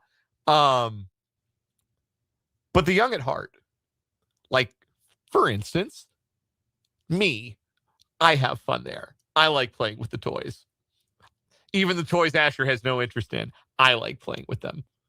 You can make like a Rube Goldberg machine and send like a ball like you would find in a ball pit at McDonald's or whatever. Send it through like a series of tubes and drop it all the way down at the bottom into like a little like pool of the balls. And I was playing with that, and other kids were coming up and playing with it with me. And here I am, 39 years old, playing with this toy. My son could not have had any less interest in it, and not ready for the Rube Goldberg machines yet. But I was having a blast. Anyway, so I had a good weekend. I enjoyed my weekend. Hope you all did as well. And glad you're here on this Monday. Glad you're here hanging out this 5 o'clock hour of the show. Of course, if you missed any of the first 2 hours, our full reaction to the Chiefs' loss, the end of the era, the Patrick Mahomes injury, you can always catch it on our YouTube channel, 580 Sports Talk. We archived the video, our instant reaction from immediately after the game, where we didn't know how bad Mahomes' injury was, but we also kind of did know it was not good. You can catch the instant reaction video on our YouTube channel and our Facebook page, 580 Sports Talk on YouTube, WIBW News on Facebook. Archive video that shows up every day. The audio version, if you would rather not look at me, I'm not offended. You're not the only person in the world who's felt that way, I'm sure. If you would rather just hear the dulcet tones of me and whoever happens to be joining me on 580 Sports Talk on a given day, you can stream us on Spotify in podcast form. Just search 580 Sports Talk on Spotify. And make sure you follow, rate, and review the show if you are over there. Reviews are good. Reviews help. Even if they're just short, nice reviews. Reviews are really good. So if you do happen to follow us on Spotify, you want to leave us a review, we appreciate that. You can also just go to our website, 580WIBW.com. There's a podcast page, and you can scroll back through like 200 pages of archived podcasts. I don't know how far back that gets you. I'm going to have to look. I'm going to go to our website. You go to 580WIBW.com, and you go to that podcast tab. You click on 580 Sports Talk, and it pops up with our podcast player, and it's a lot of the logo. But you click on the last page, 200. It goes all the way back to last July on the website. Last July, back when we were still doing 4 hours. That's how long ago that was. Gosh, I forgot we were still doing 4 hours last July. It wasn't long. We switched to 3 hours not long after that. But yeah, lots of ways to catch the show, even if you missed the first part of it or any part of it during a given day. You want to catch up. We appreciate. It doesn't matter when you're listening. When you're able to listen, whether it's live or on tape, we appreciate you joining us. Appreciate that you make us a part of your sports media diet. Final hour of the show today. Want to hear from you. YouTube chat remains open. If you are watching live on the YouTube channel, 580 Sports Talk, one more time, the name of that channel. You can interact with us in there. You can also text the show, 785-272-9429. Text the show with your thoughts, your questions, your comments, your accusations. Have a texter from the 785 blaming me for Mahomes' injury because I talked too much about the Chiefs' playoff odds, which I think it's in jest. I also wonder if this is the same texter who was blaming me for the Royals' wheels falling off September of last year because I said they were going to the playoffs. It was a done deal. And then the next night, Pasquantino got hurt in Houston. and every night the Royals lost in the month of September, I swear that texter was back the next day saying, "This is on you, Lucero." And I think it was kidding, but it was every day. So maybe they meant it. I don't know. But I appreciate it. I appreciate all of the text interaction we get. Even if you're mad at me, at least I made you feel something. So 785-272-9429 on the text line. We got some headlines to get to start the hour. We're going to talk a little college basketball. There was some winning being done this weekend. KU wins in overtime at NC State in what will heretofore be remembered as the Melvin Council game. And K-State wins at Creighton. And what if K-State has two studs? What if David Castillo's becoming a stud? And PJ Haggerty really hasn't played like a stud for the last 3 weeks, and that's obviously something that needs to improve, and I think will. I trust the larger sample size of Haggerty's career more than the small sample size of 3 bad games in a 4-game stretch. But David Castillo is leveling up, man. It's really exciting to watch him grow into the player that his prospect pedigree suggested. So we'll get there. We'll also talk some Week 15 in the NFL. And I just have one question about the NFL at this point. Can we just fast forward to Rams-Bills? I want to see Rams-Bills in the Super Bowl. I think it'd be a good game. I think that's what we're going to get. I really do. I feel very strongly that that's going to be the Super Bowl matchup. You may disagree. I feel very strongly because, again, I am wedded to the idea that you are not going to win a Super Bowl with, or even get to one, with a quarterback who's a mid. And I think the teams with the best chance are the two teams with the best quarterbacks that are going to be left standing, and that's Josh Allen and Matthew Stafford. I think Rams-Bills would be a banger. I think Rams probably win. I think anybody else the Rams would play in the AFC, they would handle no problem. But yeah, I'm ready for Rams-Bills. Give me the Rams-Bills. Just fast forward me to Rams-Bills. I don't need to see these other games. I don't need to see like Steelers-Patriots. Yuck. PU. Get that away from me. I don't need to see Panthers-Seahawks in round 1 in the NFC. Revolting. I don't want to see that. I'm a Seahawks fan, and the Seahawks will win that game. I still don't want to see it. Give me to a good game. Give me to a good matchup. Give me to elite quarterback versus elite quarterback. And unfortunately, we've only got one possible permutation of that, and it's Rams-Bills. So get me to that. And again, your text, 785-272-9429, and your thoughts in the live chat on YouTube as well. Let's get some of those headlines. We will start.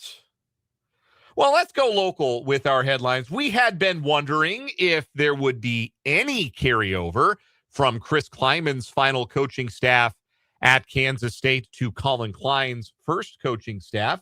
And today we got our answer. Buddy Wyatt is returning to coach the defensive line at Kansas State. He's been on the staff for each of the last 7 years, so ever since Chris Kleinman came to Manhattan.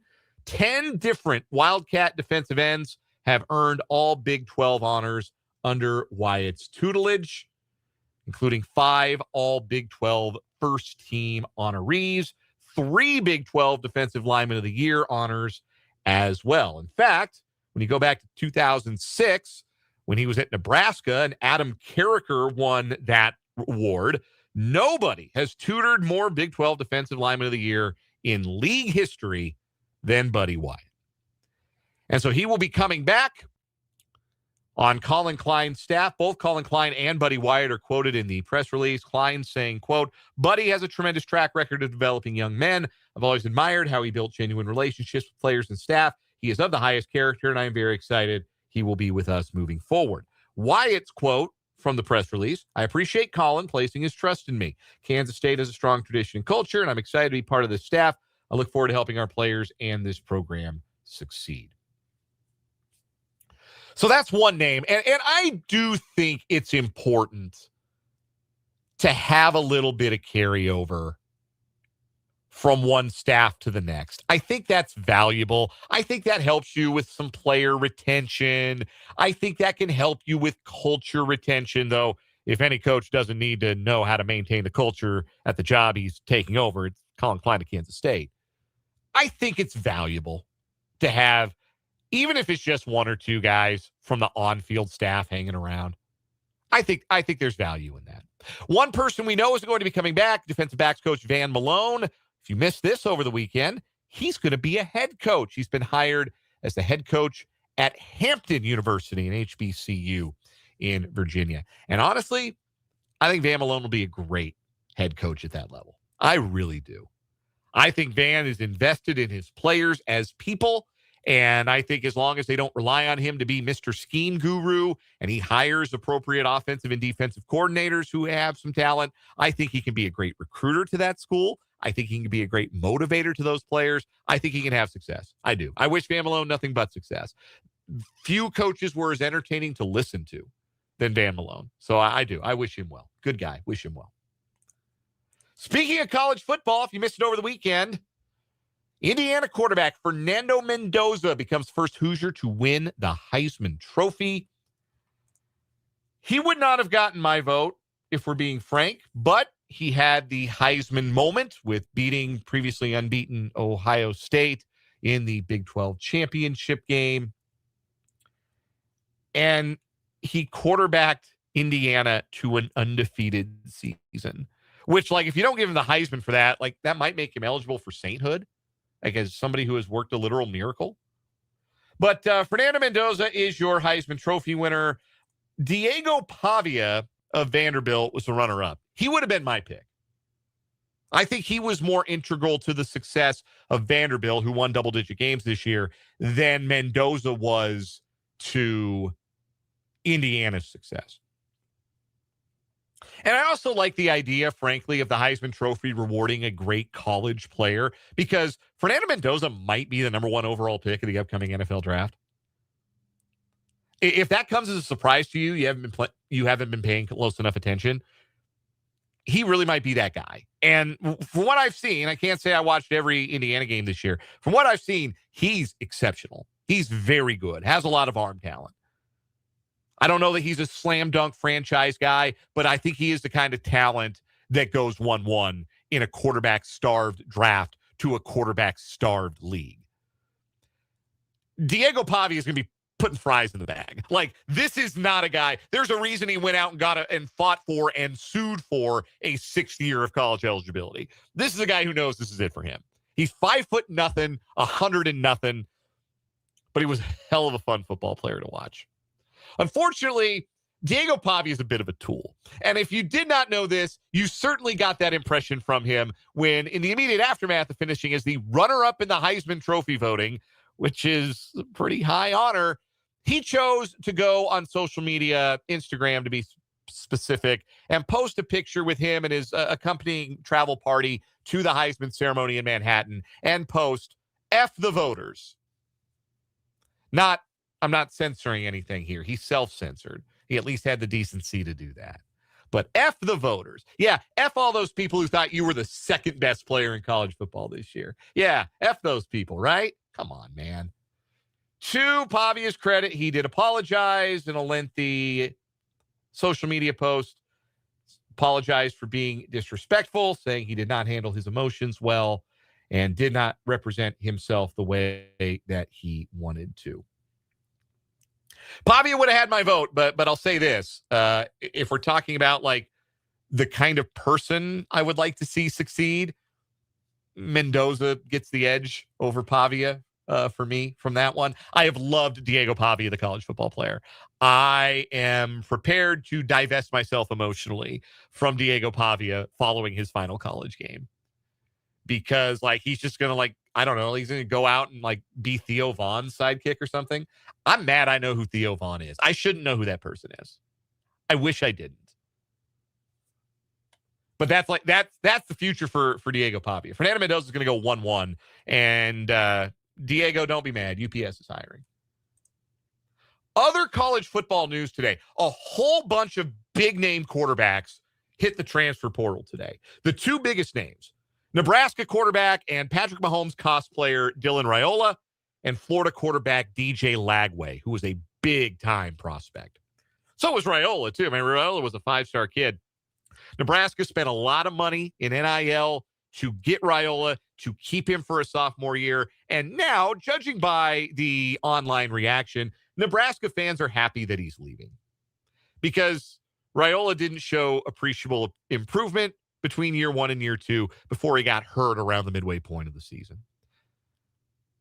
And if you spend that much money in NIL on a guy that fans are happy to see leave town, you goofed. You made a mistake. You didn't evaluate very well, or you didn't coach very well. Something goofed. Something broke down. Raiola I think he's talented. I think he has a good arm. I think the Mahomes cosplay is really weird. At a minimum, if he's coming to my school the next year, I'm going to tell him, hey, man, can you not wear 15? Can you just not? The comparisons don't flatter you. You don't look cool, like copying all of Mahomes' mannerisms and his haircut. Like it's weird, man. I like you as a player, but could you maybe wear like number 3? Could you stop with the cosplay, please? So Dylan Raiola hits the portal. DJ Lagway hits the portal. He may not be good. Like, the thing with Lagway is he just might not be a very good quarterback.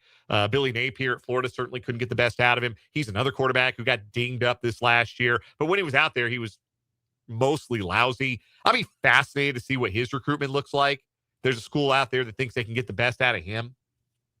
Also hitting the portal today, Michigan State quarterback Aiden Childs, who I remember really liking as the change of pace quarterback at Oregon State as a freshman.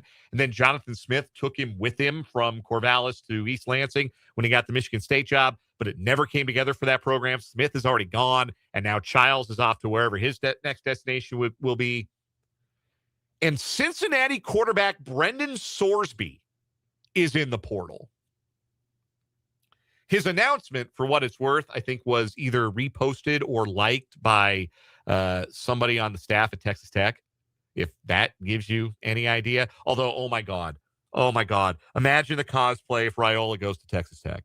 Imagine. He's going to ask to wear number 5. Oh my God. Whatever happens, do not let that happen. Do not do it, Joey McGuire. Do not do it. You get an NIL discount, don't do it. Do not let that young man go to Texas Tech. Not because I think he's awesome and he'll dominate the league with him. No, it's because I don't want to see the Mahomes cosplay that kid's been doing for 2 years get any creepier. Brendan Sorsby staying in the league makes a lot of sense. And you know Tech's going to be in the market for a quarterback. Will Hammond got hurt. You don't know what that's going to be coming back from. I think he had an ACL injury. He was the backup to Baron Morton, who's out of eligibility. So you know Texas Tech going to pay for a quarterback. I'm going to tell you this. If I'm over in Lawrence, Kansas, I want all of their phone numbers at a bare minimum. I think the situation looks really grim roster-wise at KU for 2026. And one thing that could ameliorate that is a little bit of an upgrade at quarterback, if you can manage one. I don't know that they're super sold on Cole Ballard and Zeke Marshall. And I don't know that they can do 5-7 or 4-8 next year and keep getting the same kind of donor support. I think they need to, at minimum, make a bowl next year. I'd be calling on Sorsby. I'd call on Childs. I think he's good. Honest to goodness, I would have Childs at the top of my list of those 4 guys. There's a dual threat. I think there's some untapped potential there if you get him on a good team. Because that's the one guy you can say no support system around him, no talent around him. We'll wrap up headlines with some more NFL injury news. It was not just Patrick Mahomes suffering a season-ending ACL injury on Sunday afternoon. Green Bay star edge rusher Micah Parsons tore his ACL in the third quarter of Green Bay's loss to Denver. Ravens rookie linebacker Teddy Buchanan, who's been a breakout player on their defense this year, also has a torn ACL. Devontae Adams injured his hamstring in the Rams win over the Lions, and he is in serious doubt for a possible NFC West decider on Thursday night when the Rams take on the Seahawks. We'll wrap up headlines with that. When we come back, we'll talk a little college hoops. KU and K-State, both road warriors on the weekend. We'll get to those games next, and more NFL on the way as well here on this final hour of 580 Sports Talk.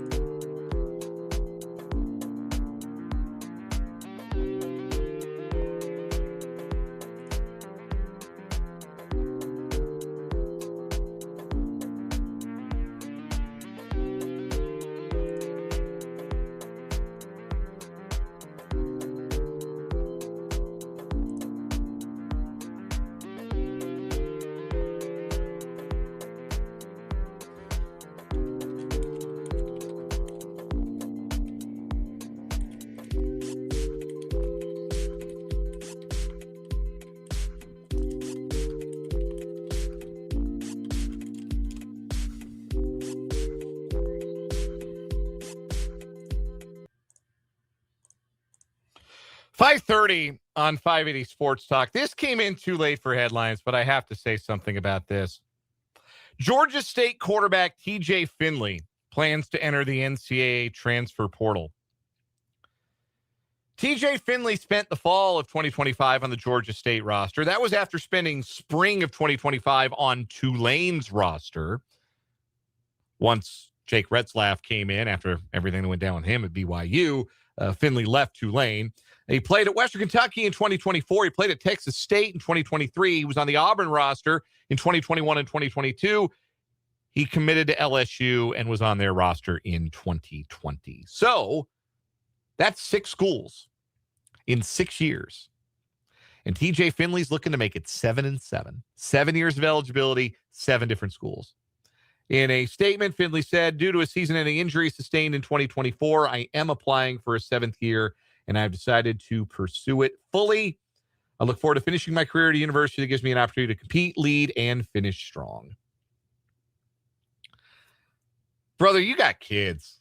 You're a father. Go home and be a family man.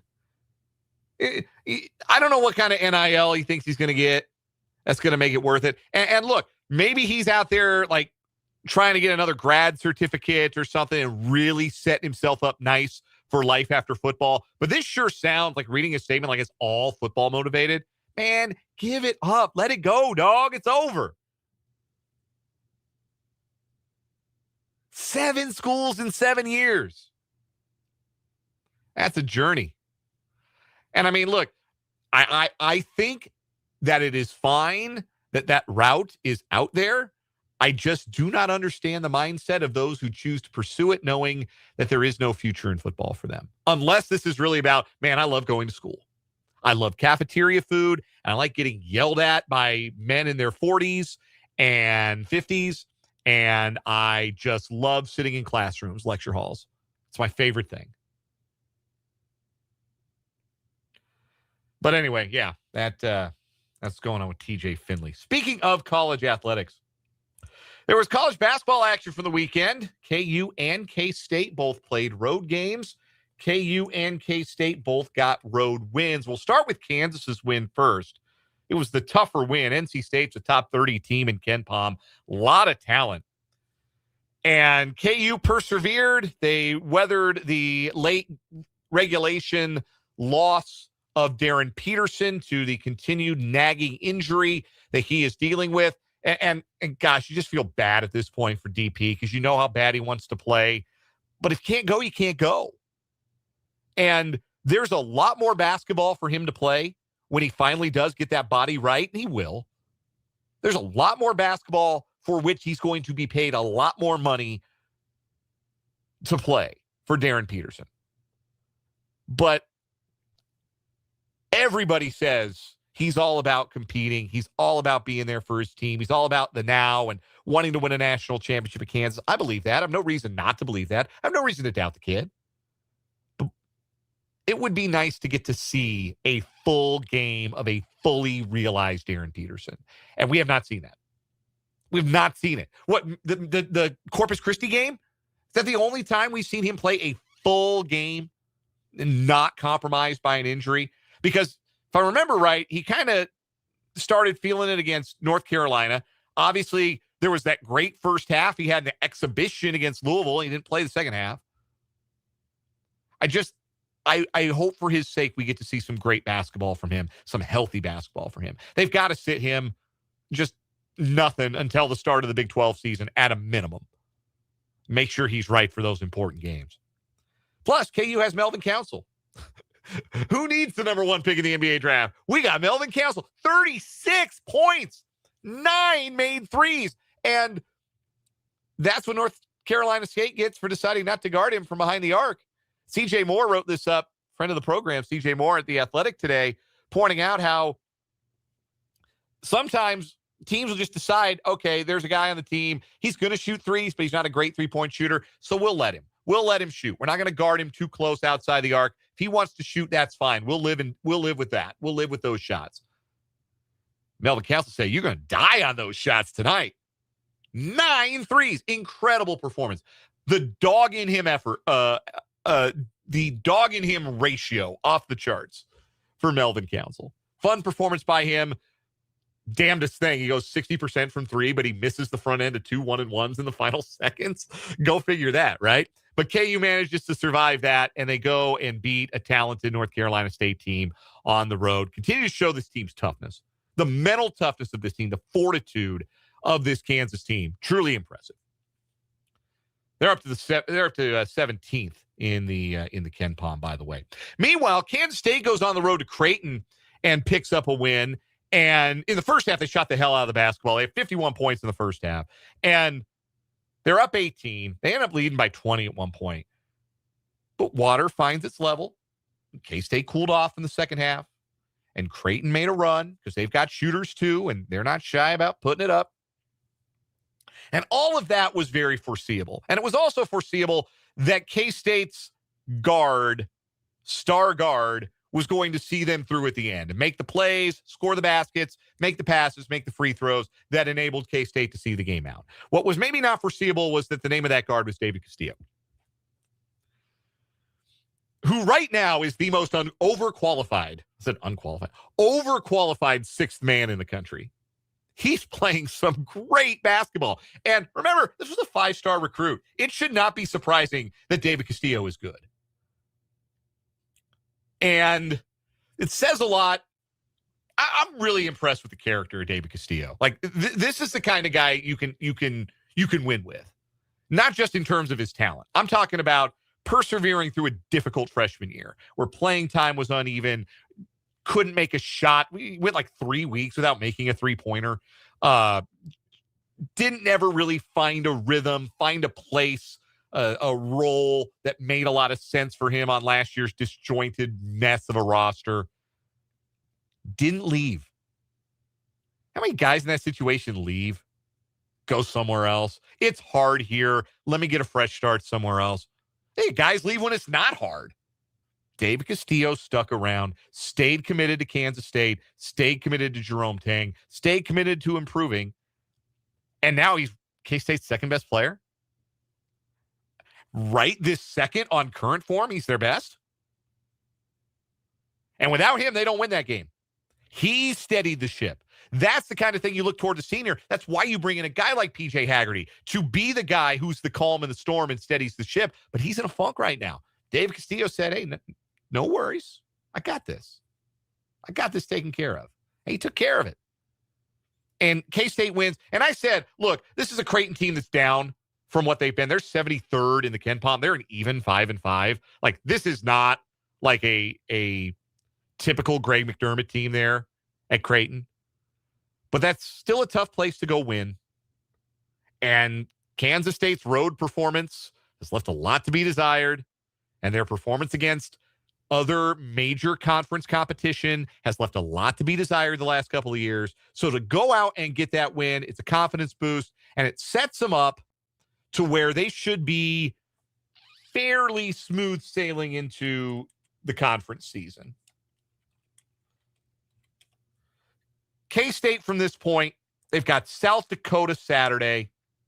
They've got Louisiana Monroe the Saturday after that. They should win both of those games without breaking a sweat.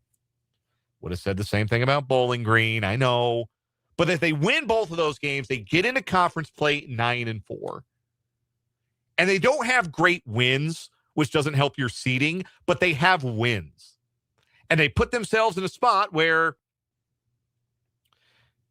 9-9 in the Big 12 gets you to 18-13 before the tournament. Probably good enough to get you into the tournament. Depending on what the 9 are, you pull a ranked win, a top 25 KenPom win in there or two in that mix. They put themselves in a spot where, like last year going into non-con play, they would have had, or conference play, they would have had to win 13 conference games to make the tournament. And it wasn't happening. And once it became clear it wasn't happening, that team checked out.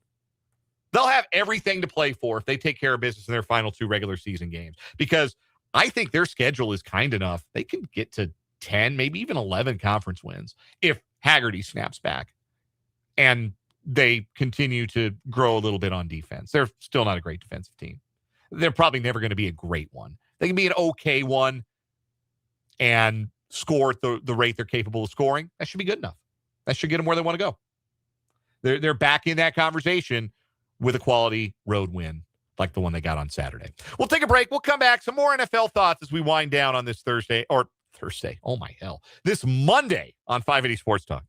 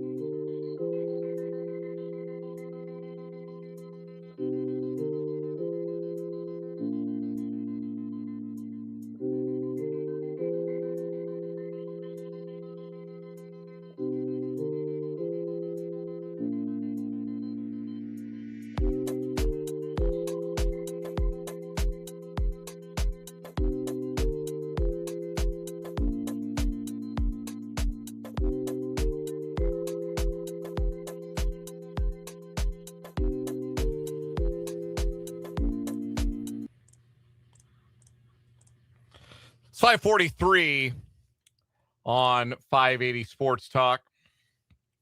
It's NFL season turning into something like a war of attrition.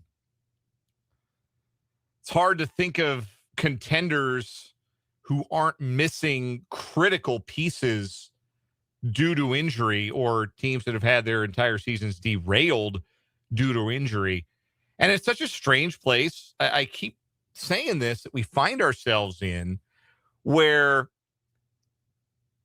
there are widely 4 quarterbacks in the league that we recognize as the no-duh, best of the best, cream of the crop, MVP caliber quarterbacks. And maybe that list is 5 if you think Matthew Stafford's going to win the award this year. And honestly, I think it's either be him or Josh Allen. But Josh Allen, Patrick Mahomes, Lamar Jackson, and Joe Burrow are those guys. And they're all in the same conference. And Patrick Mahomes not only not going to play in the playoffs, we don't know when he's going to play again after the torn ACL. We don't know. Could be week 1 next year. Could be week 8. Could be 2027. Depends on the severity of the injury. Depends on the rehab. Early indications are good, but it's early. If anybody can make it back in the shortest time possible and play at the highest level possible, it's that guy. I feel optimistic, but the truth is we're just guessing at this stage of the injury, day 1 following the injury. Lamar Jackson, if he does make the playoffs, he's a shell of himself this season. And the Ravens are you want to talk about stale. You want to say the Chiefs are stale. They are. You want to talk about stale. The Ravens, man. Joe Burrow missed half the season with an injury, and the Bengals are done. Josh Allen's the one guy standing, and there's no excuse for him in the AFC. He's throwing to plumbers, and their defense is too light in the pants. They can't stop the run. They got physically bullied by New England for the first half of that football game. And then Buffalo made the adjustments. I'll say this for Buffalo. They've got a second half defense. They make adjustments. I think I saw yesterday in terms of DVOA, which is the value stat, the metric that is most widely recognized, Football Outsider stuff. The Bills in the first half have the 26th best defense in DVOA, and in the second half of games, it's 12th. They make meaningful adjustments. They play better in the second half. Josh Allen and company play better in the second half. You better bury them. And New England did, and it didn't matter. Buried them, and Josh Allen and James Cook just punched right through it. It's their time. They're never going to have a better look at it. Because this might be the only time they don't have to go through Mahomes. Which it's been established that they can't do that. This is Buffalo's time. They've got to strike. They've got to cash it in. There will not be another team entering the playoffs with more urgency than the Buffalo Bills.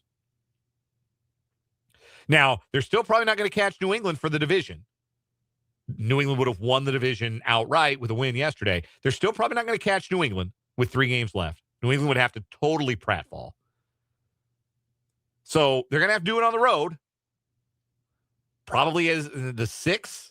I think it'll be the 6th, maybe the 7th. No way of knowing how all those tiebreakers are going to shake out.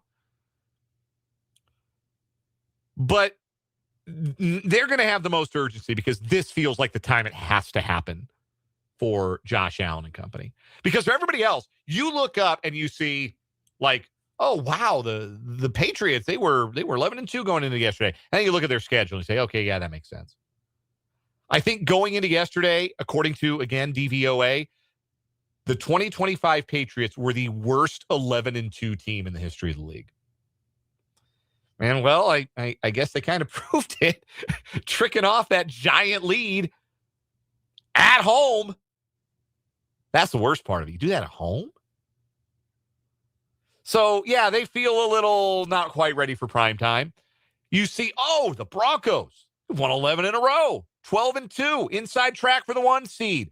Bo Nix just played a great game. Oh, wait, they were down 9, and then the Packers lost their number 1 wide receiver and their only pass rusher, and then the Denver offense got in a rhythm? Oh, well, okay, then that makes a little bit more sense. Oh, Jacksonville's red hot. Jacksonville is red hot. Jacksonville's, winning a lot of games lately. Well, they won four straight. They get to 10-4 with their win yesterday. Trevor Lawrence putting up numbers. What about the Jags? 5 in a row, actually. How about those Jags? The last 4 games have been against the Cardinals, Titans, Colts, and Jets. Okay, now it makes a little more sense. And you can't write everybody off based on their schedule, based on the quality of opponent, because then you're left with the joking conclusion that we came to like back in week 5. Well, then I guess nobody's winning the Super Bowl. Everybody's too flawed. Nobody's going to win the Super Bowl. You can't do that with everybody. You can't do it with, the Seahawks are 11-3. Wait, they almost lost to 44-year-old grandfather Phillip Rivers yesterday. Scratch it. Get rid of them. I can do that because they're my favorite team and I'm allowed. I'm allowed to talk bad about my favorite team. You're not. I am. But you go down the list. Everybody's got a bad loss. Everybody's got a flaw, which is why I keep coming back to the idea that what wins in January and February is going to be what usually wins in January and February. And it's the team in a close game in a fourth quarter that's going to make the fewest mistakes and that their quarterback is going to make the most plays. Who's the quarterback that's going to go win the game? Who are the force multipliers at the position?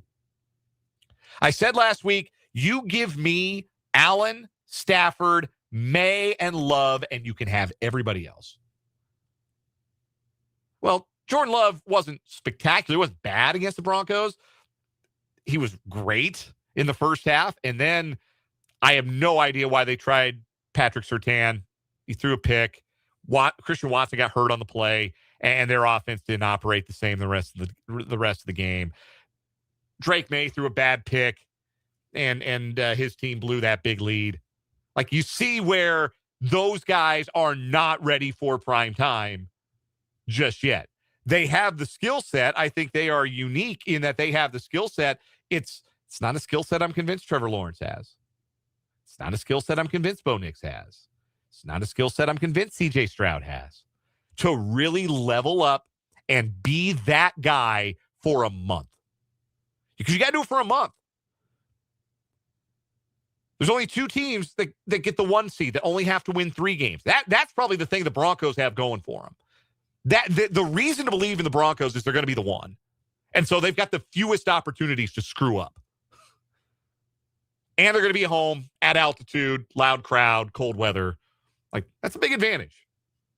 I think it's going to be the Bills. If it's not them, I'm going to vomit in my mouth. It's probably going to be the Broncos if it's not the Bills. Gross. Ashes in my mouth. Terrible. And then the NFC, again, you only play 2 playoff. You only have to play 2 instead of 3 to get to the Super Bowl. It'd be the team that has the fewest chances to screw up, which is the Rams. And I think they're the most talented. I'm in agreement with our NFL insider, Matt Verderame, that they're the most talented and probably on the inside. Okay, Andrew, the YouTube comment says, give me Houston and Denver in the AFC, Rams and Eagles in the NFC. Look, could I see that? Absolutely. I could see that 100%. I could also see the Eagles and the Texans and the Broncos losing in the first round by multiple scores. Don't trust those teams as far as I can throw them. Text from the 785 says, all of a sudden the NFL feels irrelevant because the Chiefs are out. Listen, I know how you feel.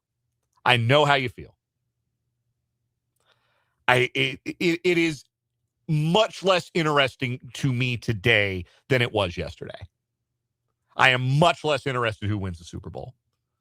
Because let's be real honest. Let's be a little arrogant about it while we still can. How much is this ring going to mean if you didn't have to beat Mahomes to get it? Come on. This is what it takes. You got to be the man, you got to beat the man. Well, the man's hurt. And I think if he had not gotten hurt, the Chiefs were going to find a way to win that game yesterday. Like, they were putting together the drive. They were at least going to be in position to tie it on a Butker field goal.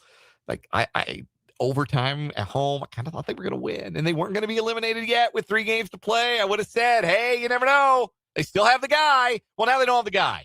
The guy's out. And if you didn't beat the guy, how much does your ring really mean? Really? How much does your ring mean if you didn't have to beat Mahomes to go get it?